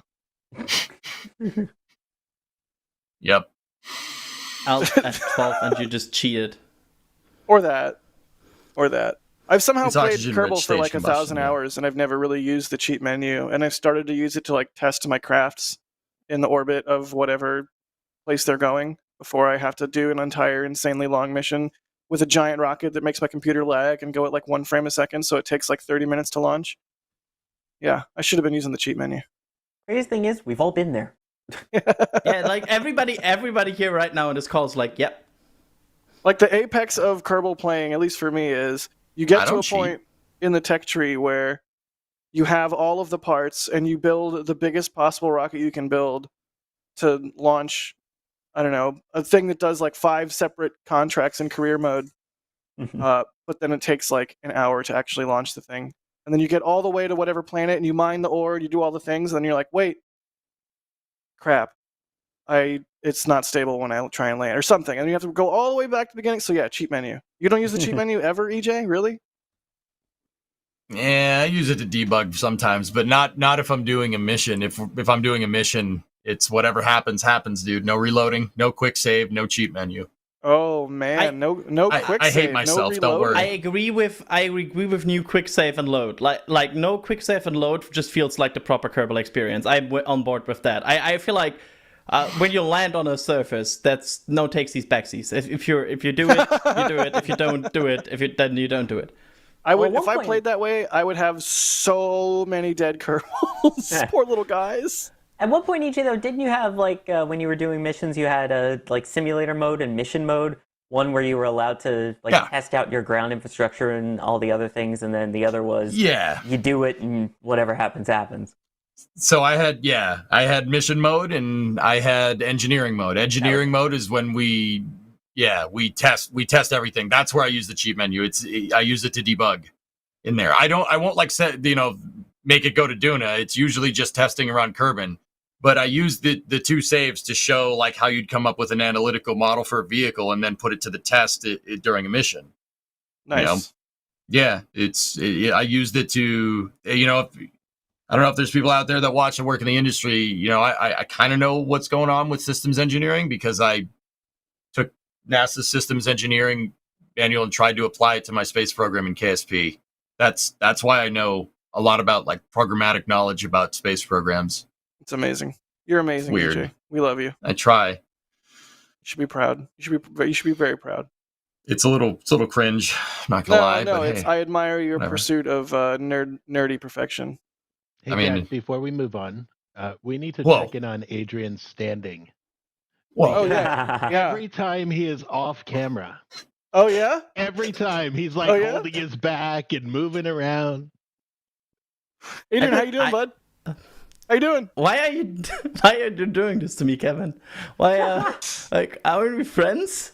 Like Yeah. there's like no reason why it's I'm standing at this point for almost 2 hours and it's getting there, but I'm still doing good. I'm stretching. I'm so happy because I already forgot the bit, and Kevin, of course, did not forget the bit and came back to it. So thank you. The members aren't Kevin. forgetting the bit either. They're in Discord remembering Adrian's standing bit. I love it. I'm fine. I'm just stretching. It's totally normal. Just because I'm moving around doesn't mean it's exhausting. Sure. Okay. All right. We believe you. No, we'll check in again in a little bit here. Remember, 6-hour show today. So, Adrian will be standing up. Is it getting 2 hours? Is it getting like 1 hour or 2 hours longer every time you say it? Yeah. 8-hour show. So Adrian is standing up for 8 hours straight. No big deal. But you know what is also up? Segways. Starlink's market value is like way up, at least according to a new report by, what is it? Quilty Space? Quilty Space? Yeah. EJ, what's going on here with this? Is it just they have a bunch of subscribers and now they're raking in the dough, or? No, Quilty Space is a marketing and investment research firm that's particularly focused on the space sector. I did not just read that off of their website. I swear. Okay, I kind of did. All right. Anyway. No, they do market research for the commercial space sector. And they came out with a report very recently, and it was covered by a bunch of news outfits around. They came out with a report that said Starlink is on track to make $6.6 billion this year. That is by far and away the most profitable low Earth orbit communications constellation ever. The only one that even comes close is Viasat Intelsat, who I think their revenue is like 4.1 billion, projected for 4.1 billion, I think, this year, or that was their high. Guys, I wanted to bring this up, this whole article up. I was pestering Adrian to be like, oh, we got to talk about this. I just want to point out how absurd $6.6 billion in revenue actually is. That's insane. I would assume that market report includes contracts for Starlink, government contracts for Starlink. It's not just, users, right? There are other contracted uses for those satellites up there. And there's 6,000 and change, which is just, all right, that's okay. Wild. That's ridiculous. But like all told, $6.6 billion is nothing to scoff at. And obviously the investors of SpaceX are going to, they're going to get a piece of that. But I think the real poignant thing is that, guys, that's $6.6 billion. Let's just, I'm making up numbers now. So let's just say that $2 billion of that goes back to investors. That's $4 billion that is going to get thrown right back into development.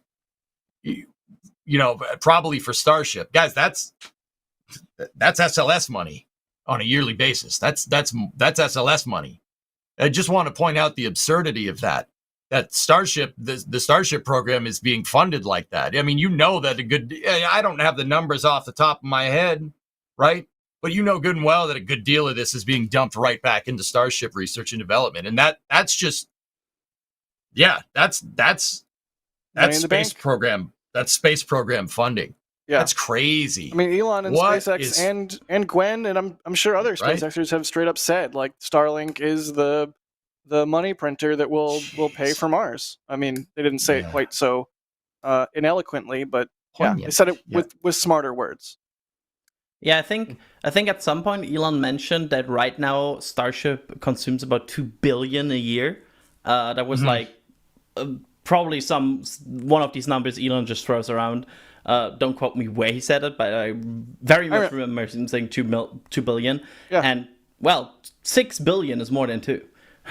That's quick math for you here. I mean, it's kind of crazy how we are still probably at the beginning of the scaling curve for Starlink. At least I think that. Because there's still such an untapped market they could use here. Not only civilian, but also governmental and military.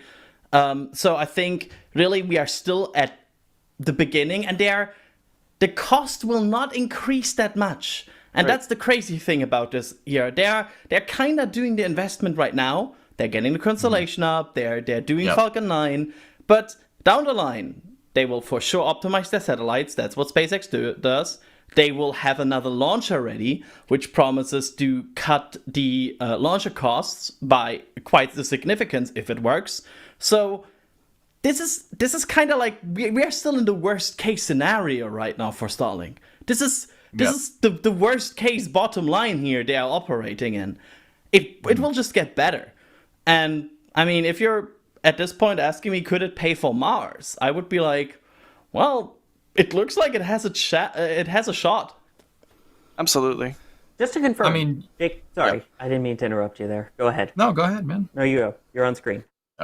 Okay, I'm on screen. I'm the guy. Yeah, guys, I understand. Don't get me wrong. I'm not just like, it's $6.6 billion.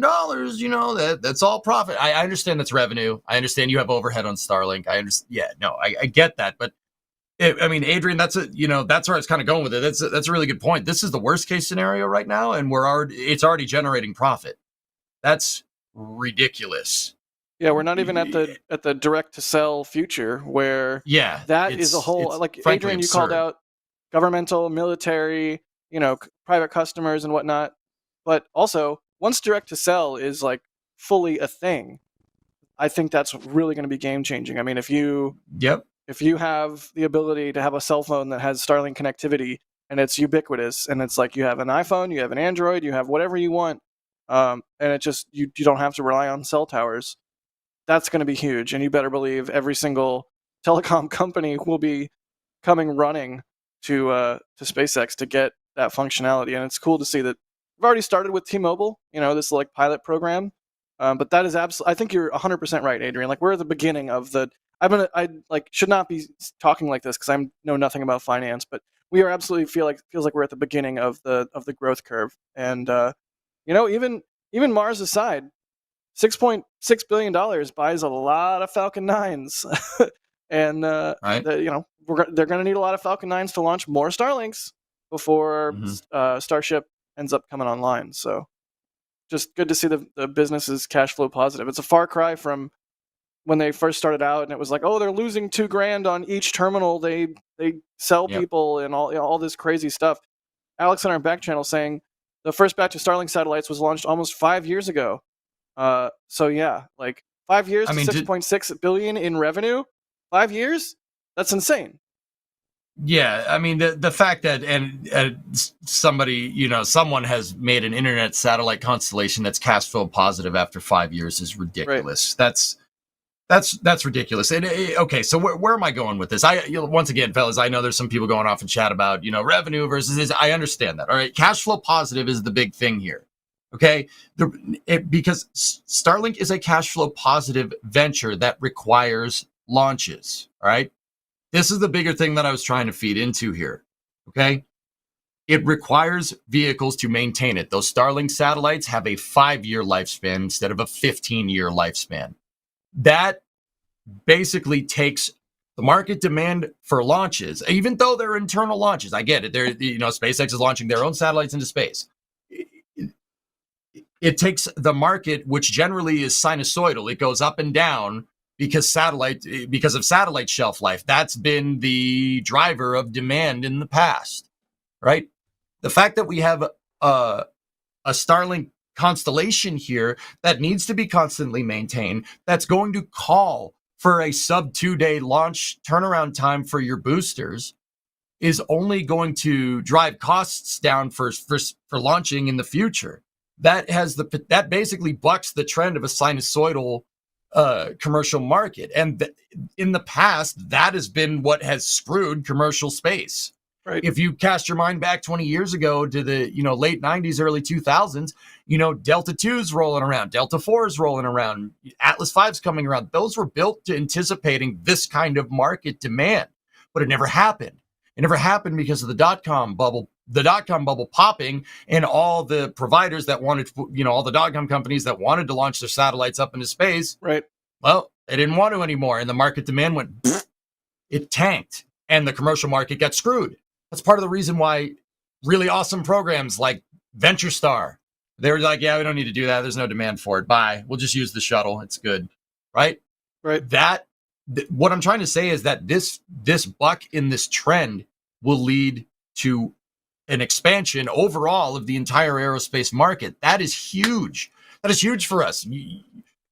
You want to see spaceships? We want Star Wars. We get into SSTO and fly it up into space. I know Earth's gravity, it's a pain in the butt. I get it. Lockheed nailed that bilobe carbon tank. All right. If you know, you know. They nailed it. They nailed it. Such bullcrap, man. So anyway, mad about it. Right. Oh man. But that leads to, you have a reusable vehicle. We don't need to insure this reusable vehicle for as much because it's going to work. And if insurance companies have confidence in reflown hardware, that's going to make reflown hardware. That's going to incentivize commercial companies to go with reflown hardware. Why do you think Rocket Lab is doing Neutron, for instance? Right? Why do you think Relativity is trying to crank out Terran R, which they were testing their engines the other day, and they were loud. They were also super close. I don't know if you guys saw that Tim Ellis tweet, but this bucking in the trend of demand for satellites and being cash flow positive on top of that is going to lead to some insane things.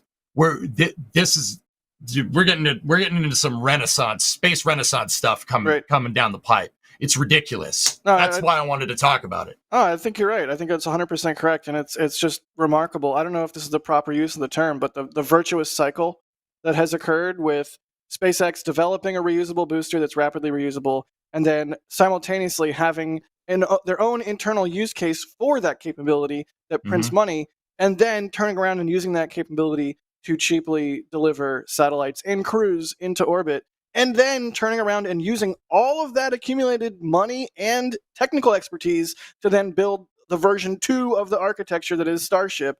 And then once we get there, I think that's why a lot of us have faith in a lot of the wilder promises that Starship makes as a program, because we've seen just the dominoes just falling. SpaceX has set them up, and they're pushing them over. It's really remarkable and cool. It's nuts. To see. Bucking that trend, that sinusoidal demand trend, has been what commercial space has been trying to do since the 80s.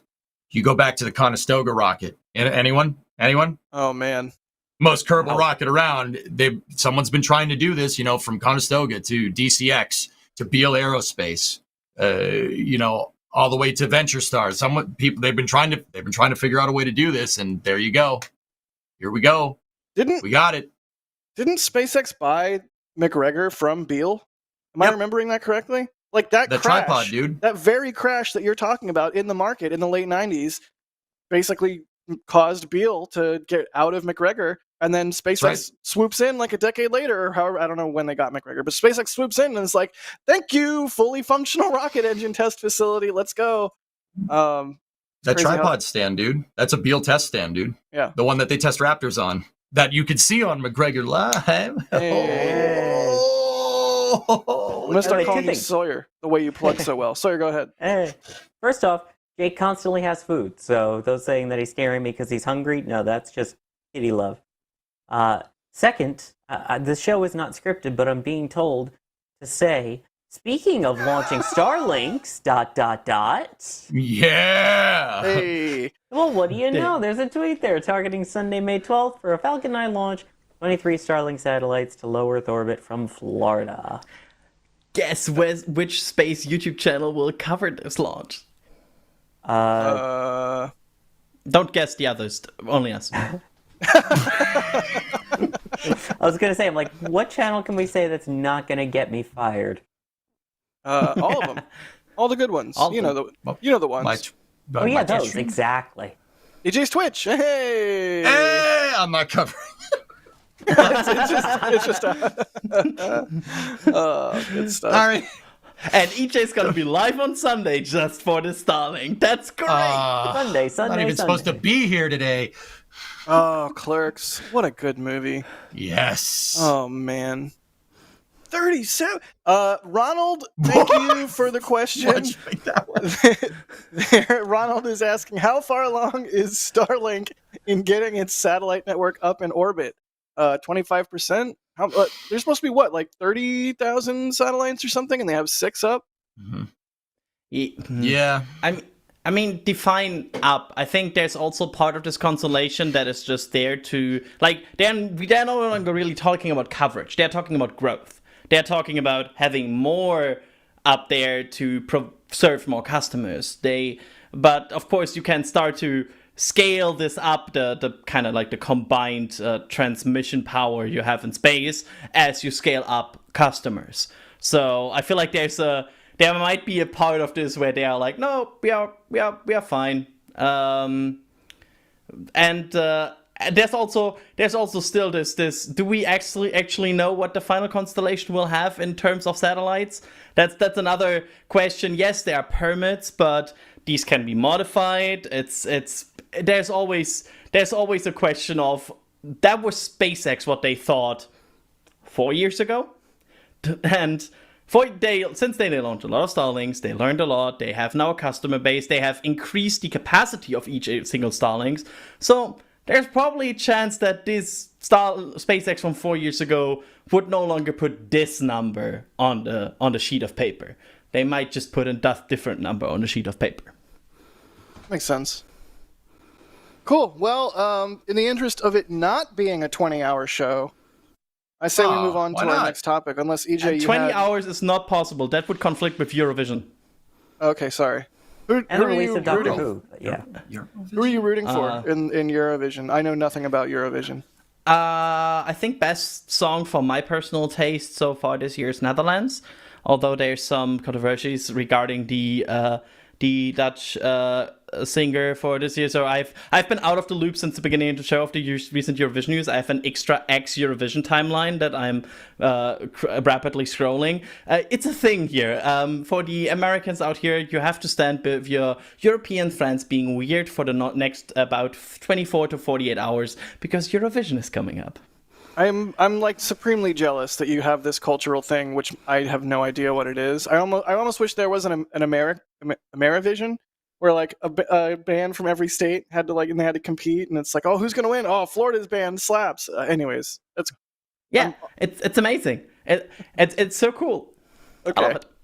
I'm glad. I'm glad. I'm glad there's something that you love. You know what I love? Static fires. Oh. Static fire tests that we can see really well on Pad B, which seems like it's not long for this world because they started to tear it up this morning. But yeah, we had a static fire at Ship 30 this week. Are you all really shaking your heads at the segue? It was a good segue.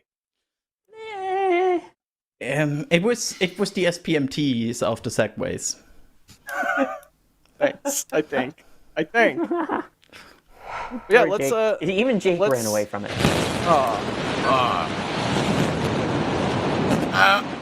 Headphone users. rip our What? ears. What? You gotta tell us when you're gonna tee that up, man. Dang. I said rip our ears. For me, it's just What? one ear. What? I said rip our Hey. ears. Yeah, you're. You wanna go get beers? I said rip our ears. Oh. What? What? Okay. I said rip our ear. Okay, I'll stop. We can do this for hours. We literally could do this for hours. But yeah, it's a little Look bit at the slow-mo. of a somber Oh. thing. The last Pressure whip. static fire for Pad B. No more from this. Can I call it historic? Am I being too overblown and like nerdy to call it a historic pad? I mean, starships did fly from there. Yeah, that's pretty cool. But SpaceX, I mean, if it was anybody else, I'd be like, oh no, you can't get rid of that. It's historic. But SpaceX really don't care about historic. You know, I mean, they're cold, man. They scrapped SN15. Like they're just like, yeah, whatever. Just get rid of this. You know, like Yeah. all their to flight land. hardware, they're like First to throw it land in a yeah. weather. Yeah. yeah, exactly. Just throw it in the dumpster. It's fine, whatever. Use it for something else. You're physically hurting me right now. I imagine this meeting, like, there's somebody being like, but it's the first to land. Like, we have first to land, and then you can walk away from, disclaimer. First to land and successfully walk away from kind of thing. We have to conserve it. The other one is like, but it's in the way. It's taking up space. Yeah, it's like, taking up it's space. literally in the way. We need the space, and... Yep. Okay, scrap it, I guess. In the You bin. can see Jack's, like, physical pain right now. I am Jack's Yeah, thanks for physical that. pain. It was. I'm not gonna complain. Somebody else talk. I'm not gonna complain.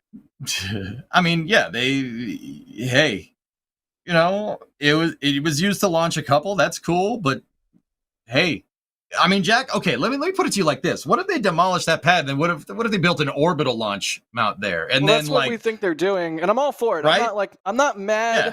that they're demolishing the pad. I don't think they have I'm not like, oh, you got to keep this outdated infrastructure around. I totally get it. At least when it comes to Pad B, SN15, fine, whatever. Starhopper, they better not touch Starhopper. yeah, I agree with that one. I will chain myself like yeah. a tree hugger to the top of Starhopper. That new antenna they put on it, I will chain myself to it, and I will lower down a bucket with things in it, and you will give me a fresh bucket and also some food and water, and we will do this, and it will be live on Starbase Live the entire time. I'm going on record. I don't want to know what's in that bucket, Jack. You don't. I think I do, and I'm scared. You don't. Called But- the flame bucket. To your depending on what I eat. Oh, your point- God. To your point, EJ. Yes, I'm not bummed that they're demolishing it or anything. I'm more bummed that as a thing to photograph, it is going away, and it is being replaced by a thing that is harder to get a beautiful photograph of because it's at Massey's. Nah, so I that can is- understand that. That is the source of my lamentation. Like, I'm all for the second pad. I'm all for upgrading the infrastructure down there. I'm all for, running headlong into the future with reckless abandon to the point where you build things, then tear them down, then build them again, then tear them down again, then build them again, then tear them down again, and then go to Mars. I'll tell you but what, boy, yeah, it's it's a nice just Freightliner right there on the screen. yeah, it's just Nice. it's just it's going away. We're not going to be able to photograph static fires quite in the same way anymore. So it goes. I think my funniest person for this week for Starbase is the person that just finished the Road to Mars wall. Like maybe like a few weeks ago, he was like, "Oh, finally done the Road to Mars, Gateway to Mars sign. Everything's done. Nice wall." And then he drives to work next day, and they already cut out like a good chunk of it again. And like, yeah, sorry, we kind of forgot we want to build an orbital pad here. Yeah, there's like there's been a new area of land being cleared and like filled in and whatnot right next to the wall. And for the last, I don't know, week or so while they've been doing this work, it's been sort of like, okay, what is this, like a temporary like staging area? Are they going to put a little parking lot here? Like, what's going here? And it's like just today, I was out there this morning and saw them putting down, I don't know what the technical term is. It's like the landscape, like stabilization, like ground stabilization mats, where they steamroll or they flatten down the earth and then they put down the mat and they put gravel over that and they put dirt over that, like to add, I don't know, rigidity to the soil. It's like, okay, yeah, this isn't a temporary spot they're building. This is going to be the new normal, and the Gateway to Mars sign will no longer be like front and center, like whatever. It's just how it goes. That's geotextile, dude. It's Thank you. designed to not have water go like permeate down too far. It's just, it drains it away. It doesn't go down in the soil, it drains out. Ah. Okay. Yeah, So I guess that explains then- the gravel too. You put the gravel on top of it so the water can The gravel's a subgrade designed for dispersing load and drainage. Did you just call me a subgrade? That's mean. Yep. Also, Jack, how did you Yep. get out there to see that this morning when the last time we saw your vehicle, it was on top of a trailer? Really? Oh, Really? Are we really doing this? We're really doing this right now, Sawyer? Land Really? Rover became the back of a flatbed rover. Really? Dang. Really? Are we really doing this? I woke up and chose evil again. Sean Backstrand is saying Jeep bigger Land Rover. I'm sorry, how's your vehicle doing, Sean? Oh, Sean, can you drive through the checkpoint when there's traffic without overheating? Yes, my Land Rover suffered a catastrophic failure. Thank you for reminding me, Sawyer. I was having a good time chatting about space things with my friends, and now I'm thinking about my broken down Land Rover. So thanks. Thank you. Thanks, Sawyer. It could be worse. I could have mentioned the bill that's going to cost you when they finish with it. Well, I'm going to do the repair myself. The new drive shaft arrives tomorrow. Shout out to my mechanic back in LA, who literally just saw my Instagram story and was like, hey, I'm sending you a drive shaft. And I was like, cool. It's good to Do be you the trust king. this mechanic to fix it, though? The person here at Starbase. I don't know if I trust that guy. Oh, it's going to be Anthony and myself, Anthony from Rocket Ranch. And That's the joke. maybe I'll let Sean, like, hand me a wrench or something, but that's about it. That's about it. Sorry. Anyway, What were we back even to talking Starship. about? What were we even talking about before you just Starbase. roasted me? Starbase We guy. have to go off the rails at some point. We've been on the rails for too long. All right, that's fair. So there's been an insane amount going on. As you can see, Ship 30 is sitting there outside the high bay. Booster 11 is now outside, presumably going to roll to the launch site. Ship 26 rolled to Massey's on the new ship static fire stand, which looks sick, if I may say so. We had Wait, the did you static just fire say the with 30. Massey's? Go ahead. Did you say the Massey's thing looks sick? Dude, it looks like a head crab. Yeah, I was like, that's sick. What do you mean? Looks sickly. I do not get head crab vibes from that stand. It's got Looks too like a few head legs crab. for one. Crabs have 6 legs. Oh my god. What? All right. No, I'm all for the Half-Life reference. Like, I love me a good head crab reference, but okay. So here's the thing: the new stand is much more elevated than the current stands that they transport ship on, and so when you have a camera roadside and the thing goes by, you're looking up at the engines instead of like sideways at the engines, the dish. The dish. So yeah, just strictly from a view of the aft end of the ship standpoint, the new stand rules. It just looks cool. All right. I did not get head crab vibes. I'm kind of flabbergasted. Should we talk about the amount of legs a head crab has again, or do we want to skip over that? Because Head crabs have 4. Does it not have 6? It's It has 4. All right, it's 4. fine. It's Fine. 4 and like two grabby things at the top where they go into your brain thing. I count those Yeah. as arms. That's got 6. That's 6. But they're not used as arms, though. We're really going to argue about this? What we need to do, I see Kevin's working in the back channel and trying to get a picture of it.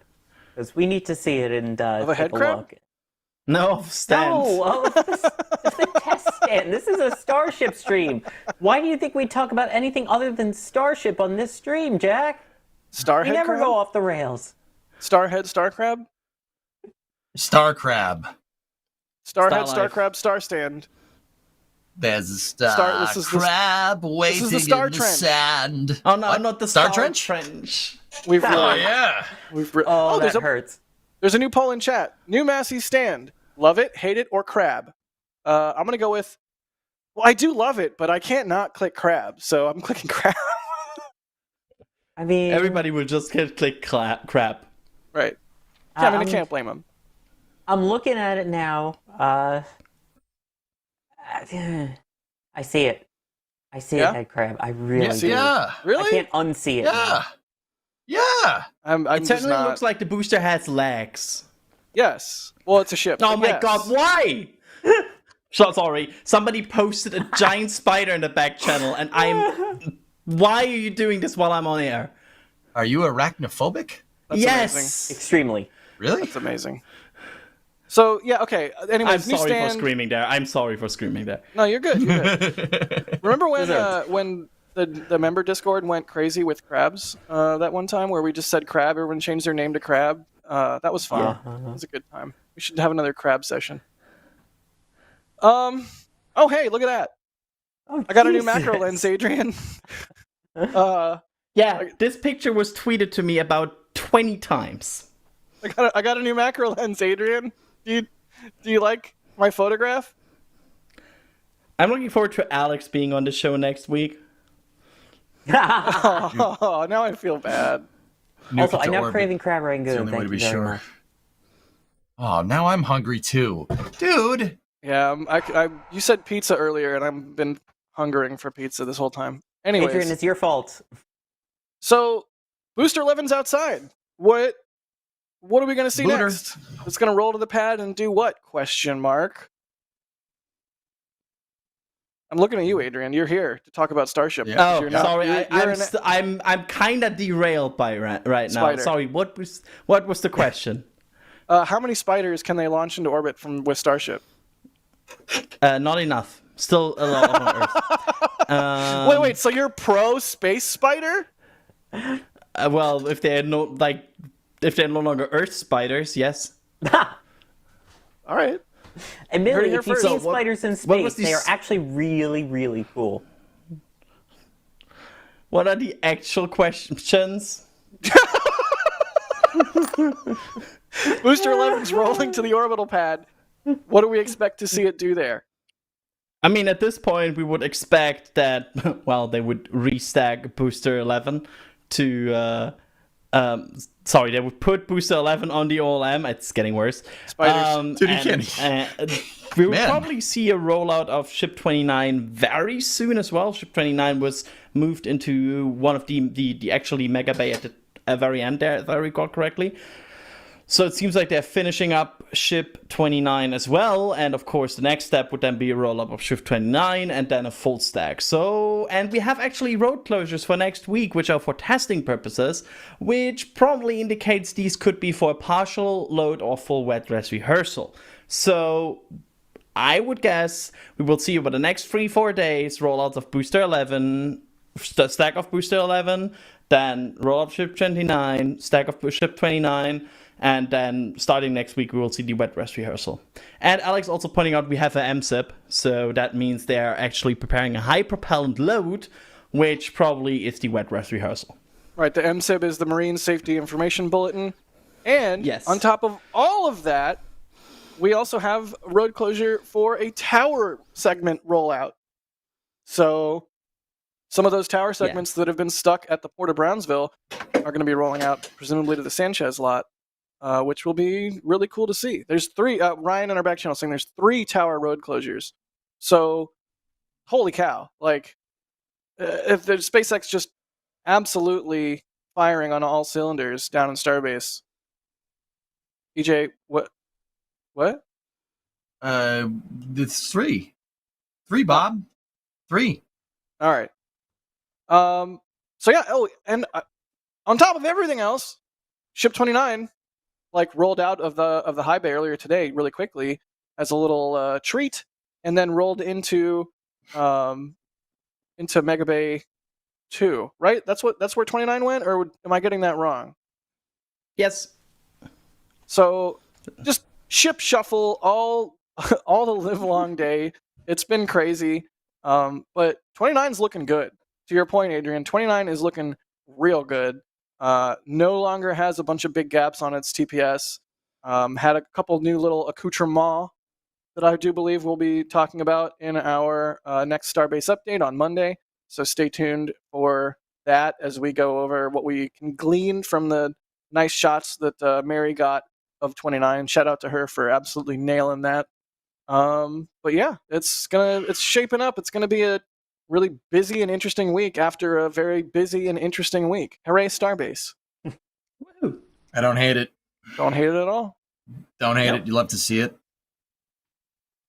So, I mean, immediate question is, what's going on with the FAA? Is there anything going on there, Adrian? No. We actually got an email from the FAA the other day, and also news from the FAA, but it was regarding an ice at the Cape, regarding Starship operations there. So they are preparing an environmental impact statement at the Cape, and they are preparing to get Starship operations cleared up on the regulatory side at the Cape. But on the side of Starbase, the last update we got from the FAA and from SpaceX was still that that the mishap investigation has not been submitted to the FAA by SpaceX yet, which means after that the FAA still has to accept the mishap investigation. Then they have to implement all of the corrective measures, and then they have to modify the launch license for flight, because right now the launch license only allows up to 3 flights. So as of right now, I feel like regulatory, and that's not only on the FAA's camp, that's also on SpaceX camp, because part of this is SpaceX's job to perform. I feel like regulatory might be a bit of a limbo here. Still early to say. They still have a wet dress rehearsal to conduct, but it's not that hard to say that the wet dress rehearsal might be done in 7 days from now, and after that, I mean, they still don't have a launch license. So it goes. I mean, and then the inevitable question after that is, when is our current thinking as it pertains to Flight 4 launch date? As we somberly watch them tear Pad B asunder. Asunder. Good for you. Look at you. Look at me go. Oh, Pivotal. That's what very do we- pivotal. You could say that Pad B has been pivotal to Starship's development over the years. Yeah. That one I'll approve. For real though, is May still on the table? What do we think? May, or is it have we slipped into June at this point? It's hard to say with the booster about to roll out. It's kind of like giving me hope. I hope it's not false hope. I think they still could make May very barely, based on the regulatory updates we have. Of course, it's always a bit of a how is it called, crystal ball. But I think realistically, realistically, people should start to look at June as well. I think it's not guaranteed that it's May anymore. I think the likely month at this point is June. So be it. Scott in chat is saying the new ship stand looks more like the robot from Ghost in the Shell. Yes. I'm all about it. No, nobody here is going to say. I mean, come on, it's an iconic film. Yeah, no, Ghost in the Shell's cool. Yeah, I'll allow it. That's good. Adrian, have you seen Ghost in the Shell? Nope. I will admit, neither have I. Okay, here's the new Leaf. We're doing the new Leaf. Adrian and Sawyer. Ghost in the Shell is an absolute classic film. It is beautiful. It's sci-fi extravaganza. I highly recommend both of you watch it. It's fantastic, and I'm not mad at you at all. No, it's I fully admit it always was on my I want to watch this movie list. It just never, the stars never aligned for it. Yeah. But Like I'm very aware that Ghost in the Shell is probably something I should have watched. I just never did so far. Yeah, both the film and the various animes, all fantastic. Cannot recommend enough. Now's the time, by the way, now that everything is named Star. So the stars have technically aligned at this point. Yeah, absolutely. Everything in the store. We had like Starliner. We had a Star Dragon. Then we had Star Neutron. With Starlab, and now we have Starship. And not Starlink in there anywhere either. Yeah. Oh, sorry. I forgot the one that actually is called Star. You guys, I'm sorry. Just do the. You guys can do the show. I'm just gonna go. Hi, Jack. I love how Go is just Bye, Jack. leaning slightly to the side. You can't Just see my listen shoulder. lazily to the Pretend you left. can't see No, my shoulder. No. It's just this guy must know some maneuvers. I'm looking forward to hear like a sound when he falls off that chair. like columns. Well, I mean, Starbase. Like, there's so many things that we could pick out and overanalyze. I mean, perfect example. Matthew Scott McMillan is asking, any information on Ship 26? What do we think's going on with Ship 26? I thought for sure when they moved it in the Mega Bay this week, it was going to be scrapped. But no, it got put on the cool stand and moved to Massey's. Like, do we think 26 could actually do a static fire there on the new stand? Or do you think it's just going to be used to, like, validate ground systems? I'll let you waffle first, EJ, before we get some crepes and pancakes from Adrian and Sawyer. Ha! Wait. Before he goes, it's the best ship. I mean, let's see what it ends up doing. I am officially tendering my resignation as the CEO of the Ship 26 Hate Club. I feel like I need to have a publicist, like put out a press release, like Jack Byer fully admits that he does not completely hate Ship 26. Please direct all questions to I don't know. I'm not saying it's the best, Kevin. But it might be it's good. It's doing a lot of really important things. It might be good. It's really important. Sorry, EJ, go ahead. What is it important for, Kevin? Why don't you tell us? Yeah. If you're so smart with your production room and your buttons that can control what things look like on screen.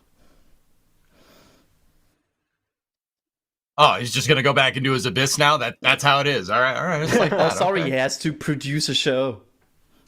Yeah, I know, right? Jeez. No. You know what? Yeah, I can see why people don't like Ship 26. I think it looks like a shuttle external tank. It makes me happy. And it does have engines in it, Jack, right? Like, there's engines in that thing, so they're clearly going to do something. I mean, okay, maybe I'm pulling this out of my tail. Like, maybe they'll use it to test the Massey's test stand, right? Low risk, because, we thought it was going to be scrapped, right? Like, maybe they'll use it for outfitting the test stand. And then, okay, the test stand works. Now we can test actual real starships on it. Yeah, I went there. I like it. Yeah, but also it does look like looks like an ET. Without major modifications, they will not fire the AirVacs though. Just to point that out, for completion, the AirVacs have no stiffener rings, which they usually have when they fire these at sea level. So it seems like they are right now not preparing to fire the AirVacs on the test, and which was just like an interesting observation. Of course, they can install these, but it's interesting that they roll it out without stiffener rings, right? Because why would they do that if they plan to static fire the AirVacs?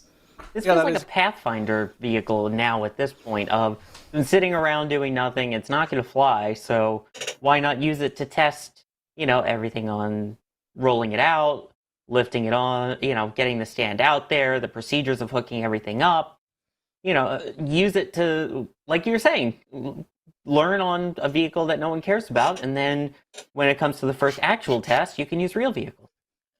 I love these like these small, like, every time, like, well, look, it's not a real vehicle. Screw this. Doesn't matter. That means it'll actually serve a purpose, though, which is more than it's been doing, but yeah. Dang, man. Hey. Excuse me, I have muting powers. Just letting you know. Unlike He General, I have he muting actually powers. does. He actually does though. I don't. He does. That's the scary part. What's the worst that could happen? He could mute you. Yeah. Let's see. Oh, where did that question go? We had a good one. Where did it go? Gone. Yeah, it's Reduced gone. to atoms. It's gone forever. Gone. Somebody said Ship 26 could become legendary by becoming the only ship to static fire both at the launch pad and Massey's, which that would be a pretty cool claim to fame. You know, that'd be neat. But I wouldn't call that legendary. That's fair. Here's what I want to know. Massey's is not very close to Boca Chica Village or any residences that I'm aware of.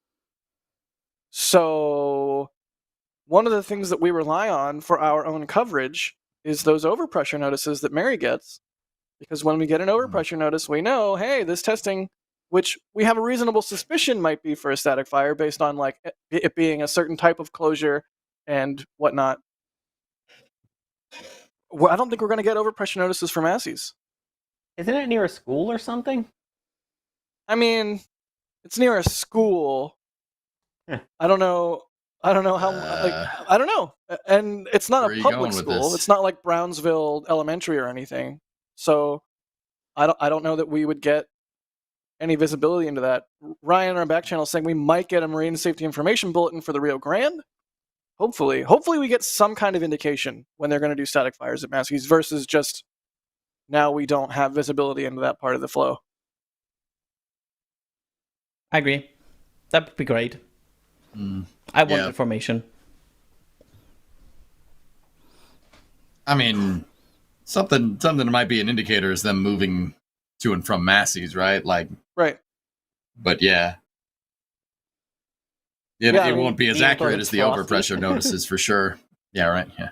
And they're also not going to have to close the road. I mean, I assume they won't have to close Hey, is the road. that a Ford? Maybe they still have to close Highway 4. So Yeah, maybe. You know, maybe we Dude. don't even get road closures for static fires anymore. That would be interesting. Dude, Although I look at the kind of expect they would L9000. still do road closures Nice. just based on, you know, doing an energetic test. It's a nice truck, boy. Sorry. Oh, it's a good truck, solid truck. No, it's, Oh, yeah. If I was it's there, I would be doing L9000, the man. international sign for honk your horn because Yeah. that's why would you not do that? Yeah. I mean, yeah, that's the thing to do. The other day, I saw a video of a semi truck driver doing that to a train that he was like keeping pace with, and the train honked, and the semi truck driver just like lost it. I was like, we're all just big kids. Dude, I've done that. We're all just big kids here. I've done that. No, I wasn't in a best- truck, but I did that. Heck yeah. The best feeling is when you leave space for a semi and they give you the left, right, left blink. They're Oh like, yeah. That's like Oh, the yeah. best feeling. This goes back to what I was saying in the pre-show a couple weeks back. Cars need more information lights. I need I need a thank you light that I can specifically flat, or like an I'm angry at you light, like a red light that just like laser into their pupil. It's like I'm mad at you. You cut me off. No, that's anyways, when you just flip a switch and it shows the middle finger emoji on the back windshield. that would work. That would work. You can always. An emoji action tablet would be great. You can just click any emoji you want. That's all I need.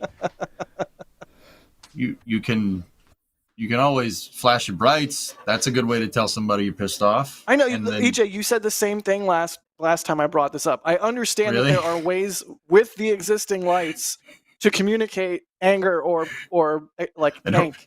But I don't remember this conversation. Did I really say the same thing? yes, you said the same exact thing. And I was like, no, All right. but I want a specific light just for that. Okay. Yeah. Anyways. Alex, by the Yeah. way, Also, good point from Alex. Like, Yeah. people should start to use like their indicators first before they get more lights. That's Yeah, fair. Yeah. I agree with Alex. That's what I'm trying to say. Yeah. Okay. All right. That's fair. I live in Florida. If you use your blinker, you know you're from out of town. Blinkers. I'm just gonna casually drift across 4 lanes on I-4. Dude. Oh Yep. god. It's like, or it's you like make sorry, a- pulling crazy. over. Make And- a left turn from the right lane, yeah. Florida left. Tell me again how it's Florida left. Tell me again how it's the best coast. Oh yeah, because people driving California better. Yeah, They give me a drive great. freaking break. They Well, they drive don't- great. Yeah. They don't move. Okay. They They drive just great. move. I've said it before, and I will say it again. The traffic in Brownsville is infinitely more annoying than the traffic in LA. That one not- intersection, like in the That's middle not of the East Brownsville, Coast. which is like traffic jams completely every day. At all times. It's not even- 45 minutes. it's not- Every time you it's go not through even that light. 45 minutes of your life taken away. And That's the it Gulf doesn't matter. Coast. Were you driving? Were you going to go a mile and a half? Do you have to go through that intersection? I'm sorry. 45 minutes taken away from your life. I would gladly sit on the 405 in rush hour on Thanksgiving before Those are that. fighting words. I'm just trying to get EJ riled. He looks Why do you sufficiently hate- riled. Why do you hate yourself? Please. Bro, Whoa. we could do a whole 80-hour show just on that. Do you want to? Should we do that? Should we do the self-loathing trench? We can do that. I don't think anybody wants to watch. Self-loathing trench. That's pretty good, man. You top in. Let's do it. I mean, it's real. It's a real thing. Anyways, Starship, am I right? Yeah, Yeah. totally.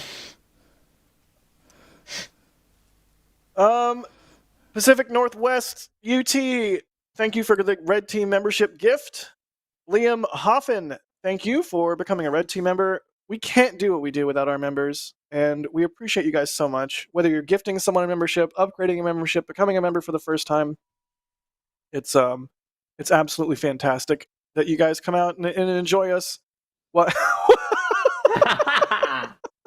This is what I see every morning. I you roll over, you take your head off the pillow, you open your eyes, and it's just all black, white text. You're in the self-loathing trench, and then it slowly fades away, and I'm like, all right, I'm gonna get my coffee. Anyways, How do you take your coffee, Jack? usually black with just a little I'm bit of okay. sugar. I'm okay, All right. Jake. I'm just laughing. Is that acceptable? No, yeah, that's good. That's fine. Okay, but Sorry, you okay over there? let me be real though. A lot of times though, like if I'm in LA, I will go to my favorite coffee joint and get a cold Here brew it comes. with oat milk. Here it comes. Cold brew with oat milk. Mwah. Mm.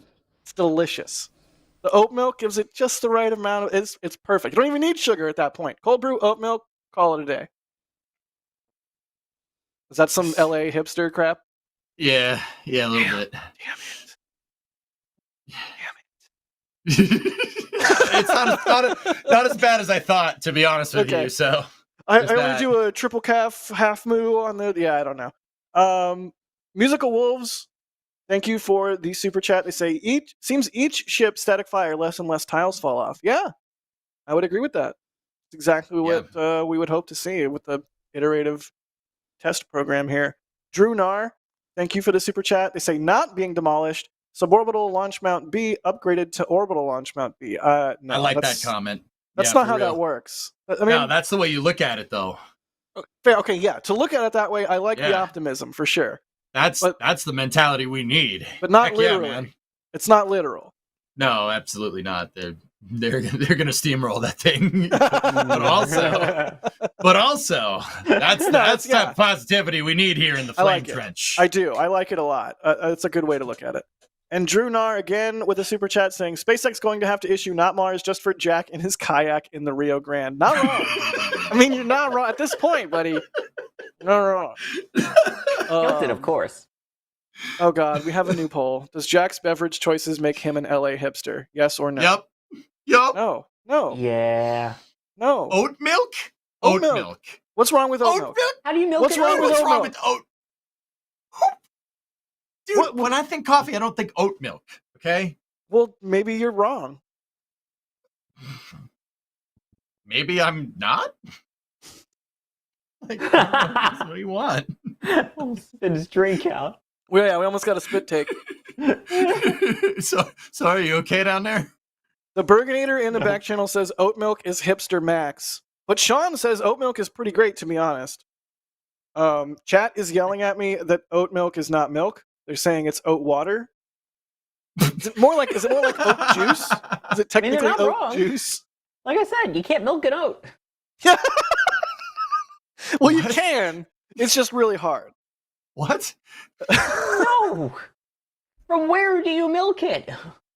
Moving right along. Exactly. You're welcome. Thanks. I'm looking for some Starship questions as we reach the end of the show here. Adrian, are you still standing? He had to step away, which I did check to see whether it was going to be continue standing while he stepped away from the camera. Oh, he gave up on standing. No, he's standing in our hearts. Chat DM Adrian Spiders because he No. chickened out on standing. That's mean. Dude, that's so messed up. Send us the video of spiders in space where you can't really see that it's a spider. Come on. That works. That's good. Sean's going off in the back channel about vegetables and stuff. Sean, you know that vegetables are what my food eats, right? Wow. And now he just angered all the vegetarians and vegans in chat. Well, so what you're saying, EJ, is that you would eat Sean? Okay, you got me there. all right, that's fair. Vegetables are cool. All right, you got me if push came to shove, come on. If like life. No, I'll eat vegetables over Sean. Yeah, they'll take the vegetables. That's fine. All right, that's fair. You got me there. Yeah. The poll is currently 81% yes to 19% no. To all the 19% of you out there, thank you. You're my people. Sean says I won't admit it. This is just so off. Sean says I won't admit it, but I love tofu and tempeh. I've never hid that. I do love tofu. I do love tempeh. I occasionally will buy the non-meat burgers just because I like the way they taste. This is the LA side of it. I love meat, I love bacon, don't get me wrong, but I'm not like, ew, tofu. Tofu's delicious. In the right circumstances. It's all good. I'm not going to go out and buy a block of tofu just to eat, but if it's in like a Japanese soup, then you eat it. Sean would absolutely eat a block of tofu. He would just raw dog just a whole block of tofu. I've seen him do it. I just feel more like this should be part of the after show. Yeah, we should probably wrap up and do the post show at this point. I think we'll say everything there is to be said about Starship. Adrian was supposed to be the Starship person on today's stream, and he bailed. Probably to go sit. How dare he? Right. How dare he be comfortable and happy? But yeah, we'll have to see when Flight 4 is. All kinds of activity going on in Starbase. Be sure to stay tuned to Starbase Live so you can keep up with everything that's going on in the base of stars. But yeah, thanks to Adrian for being on earlier. Boo, Adrian, for chickening out. Spidering out? Yeah, and thank you to all of our flight engineer and launch director members. Again, we can't do what we do without the membership program. It's absolutely critical to supporting just an insane amount of work that gets done here at NSF from a large number of people, whether it's the Cape team, the Boca team, the people in the back channel, the people in the back end, the software developers. There's so much going on. SBL ops, like chat mods. It's ridiculous. So thank you. We couldn't do it without you guys, and it's not necessarily like a monetary thing that has to happen. If you can't support us, don't fret, because the launch directors and flight engineers are carrying the weight. EJ, thanks for being on this week, my guy. My good chum. Oh, thanks for having me. It's a privilege being on here. And look, it's me. I'm gonna say some dumb stuff from time to time. Look at me. But also, I know that being on here is a privilege, and I really appreciate you guys having me. Thank you very much. And chat, thank you for giving us your time today. I really appreciate it. Don't take it lightly. Thank you very much. Absolutely. Sawyer, also thank you and Jake for being on this week. My pleasure, and thank you for joining us for the first time in the Flame Trench. Yeah. Hey, I couldn't have done it better myself. Good job. Good job, Sawyer. Thank you. Thank you also to Kevin for operating today's stream. I think with that, we will wrap things up and go hang out in the post show. Oh, do the stinger. Do the stinger again. Do the stinger. I also again. stream on Twitch. What? Stinger? Do the stinger. We want to see the stinger. What's the stinger? The stinger. To play us out? There's into the outro? Yeah. Out to the intro? Yay. Oh yeah, EJ also streams on Twitch. Go watch EJ's Twitch. Yeah, thank you. Hey. All right. All right. I love the empty Adrian box. Nice. You're just in a chair. And the self-loading trench. Yes. Oh right, we're doing the gifts. Yeah. I'm still not See, used to I agree with them. Yeah. I'm not used to our boxes rotating. It's terrifying. Where am I? Where will I be? Where am I going? Ha! The pain on our faces from Sawyer puns. Proud of it. What was I doing? I don't even know what I was saying. I was just about to ask you the same question. What you Dude, were I have doing. no idea what that was. I have no clue. I'm sure we'll find out later at the post show when Elsa joins. Ooh, that's a good one. Oh god. Oh, I hate that. I really hate that. Oh yeah, just Yeah, send them out. Why does that have to good exist? ones. Can that not? Oh, Adrian, you're back. Oh, he's back. There he is. Were you sitting? Yes. For shame. Wah, wah, wah. We might have to pare down the number Hey, of gifts. you We and gotta me have to both. select the 5 best gifts. No, I like this. LSR and the So I go social to team send have definitely gotten into doing a lot of gifts for I like each it. show. Now I'm kind of terrified. With those eyes. Side note: do follow NSF on all the socials, whether it's Yes. Instagram or Facebook or Twitter, or I think we even have a TikTok now. Make sure you follow NASASpaceflight for Finger gun. When did I all give the finger guns? the good. Whoa. Finger guns is such a quality expression. It really is. When did I do that? I don't remember doing that. You did. That's telling you to guess so. subscribe if you haven't already. Oh, thank God! I thought they were Oh. going to do the chair. I thought the chair gif was going to be a thing. Thank God. All right. It will be for next show. Bye. Thanks for watching The Flame Trench.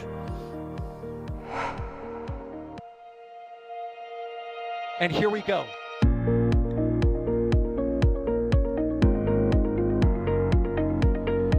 We have liftoff. Propulsion continues to be nominal. R68 chamber pressure looks good. Following up.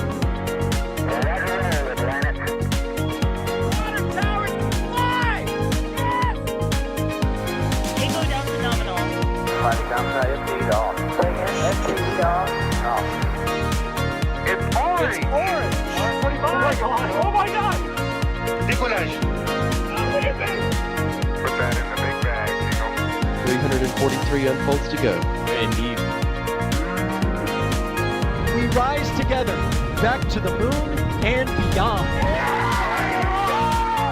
The methane would be igniting in the flare, correct? Yikes. You dead? Sure. We don't need any more of these.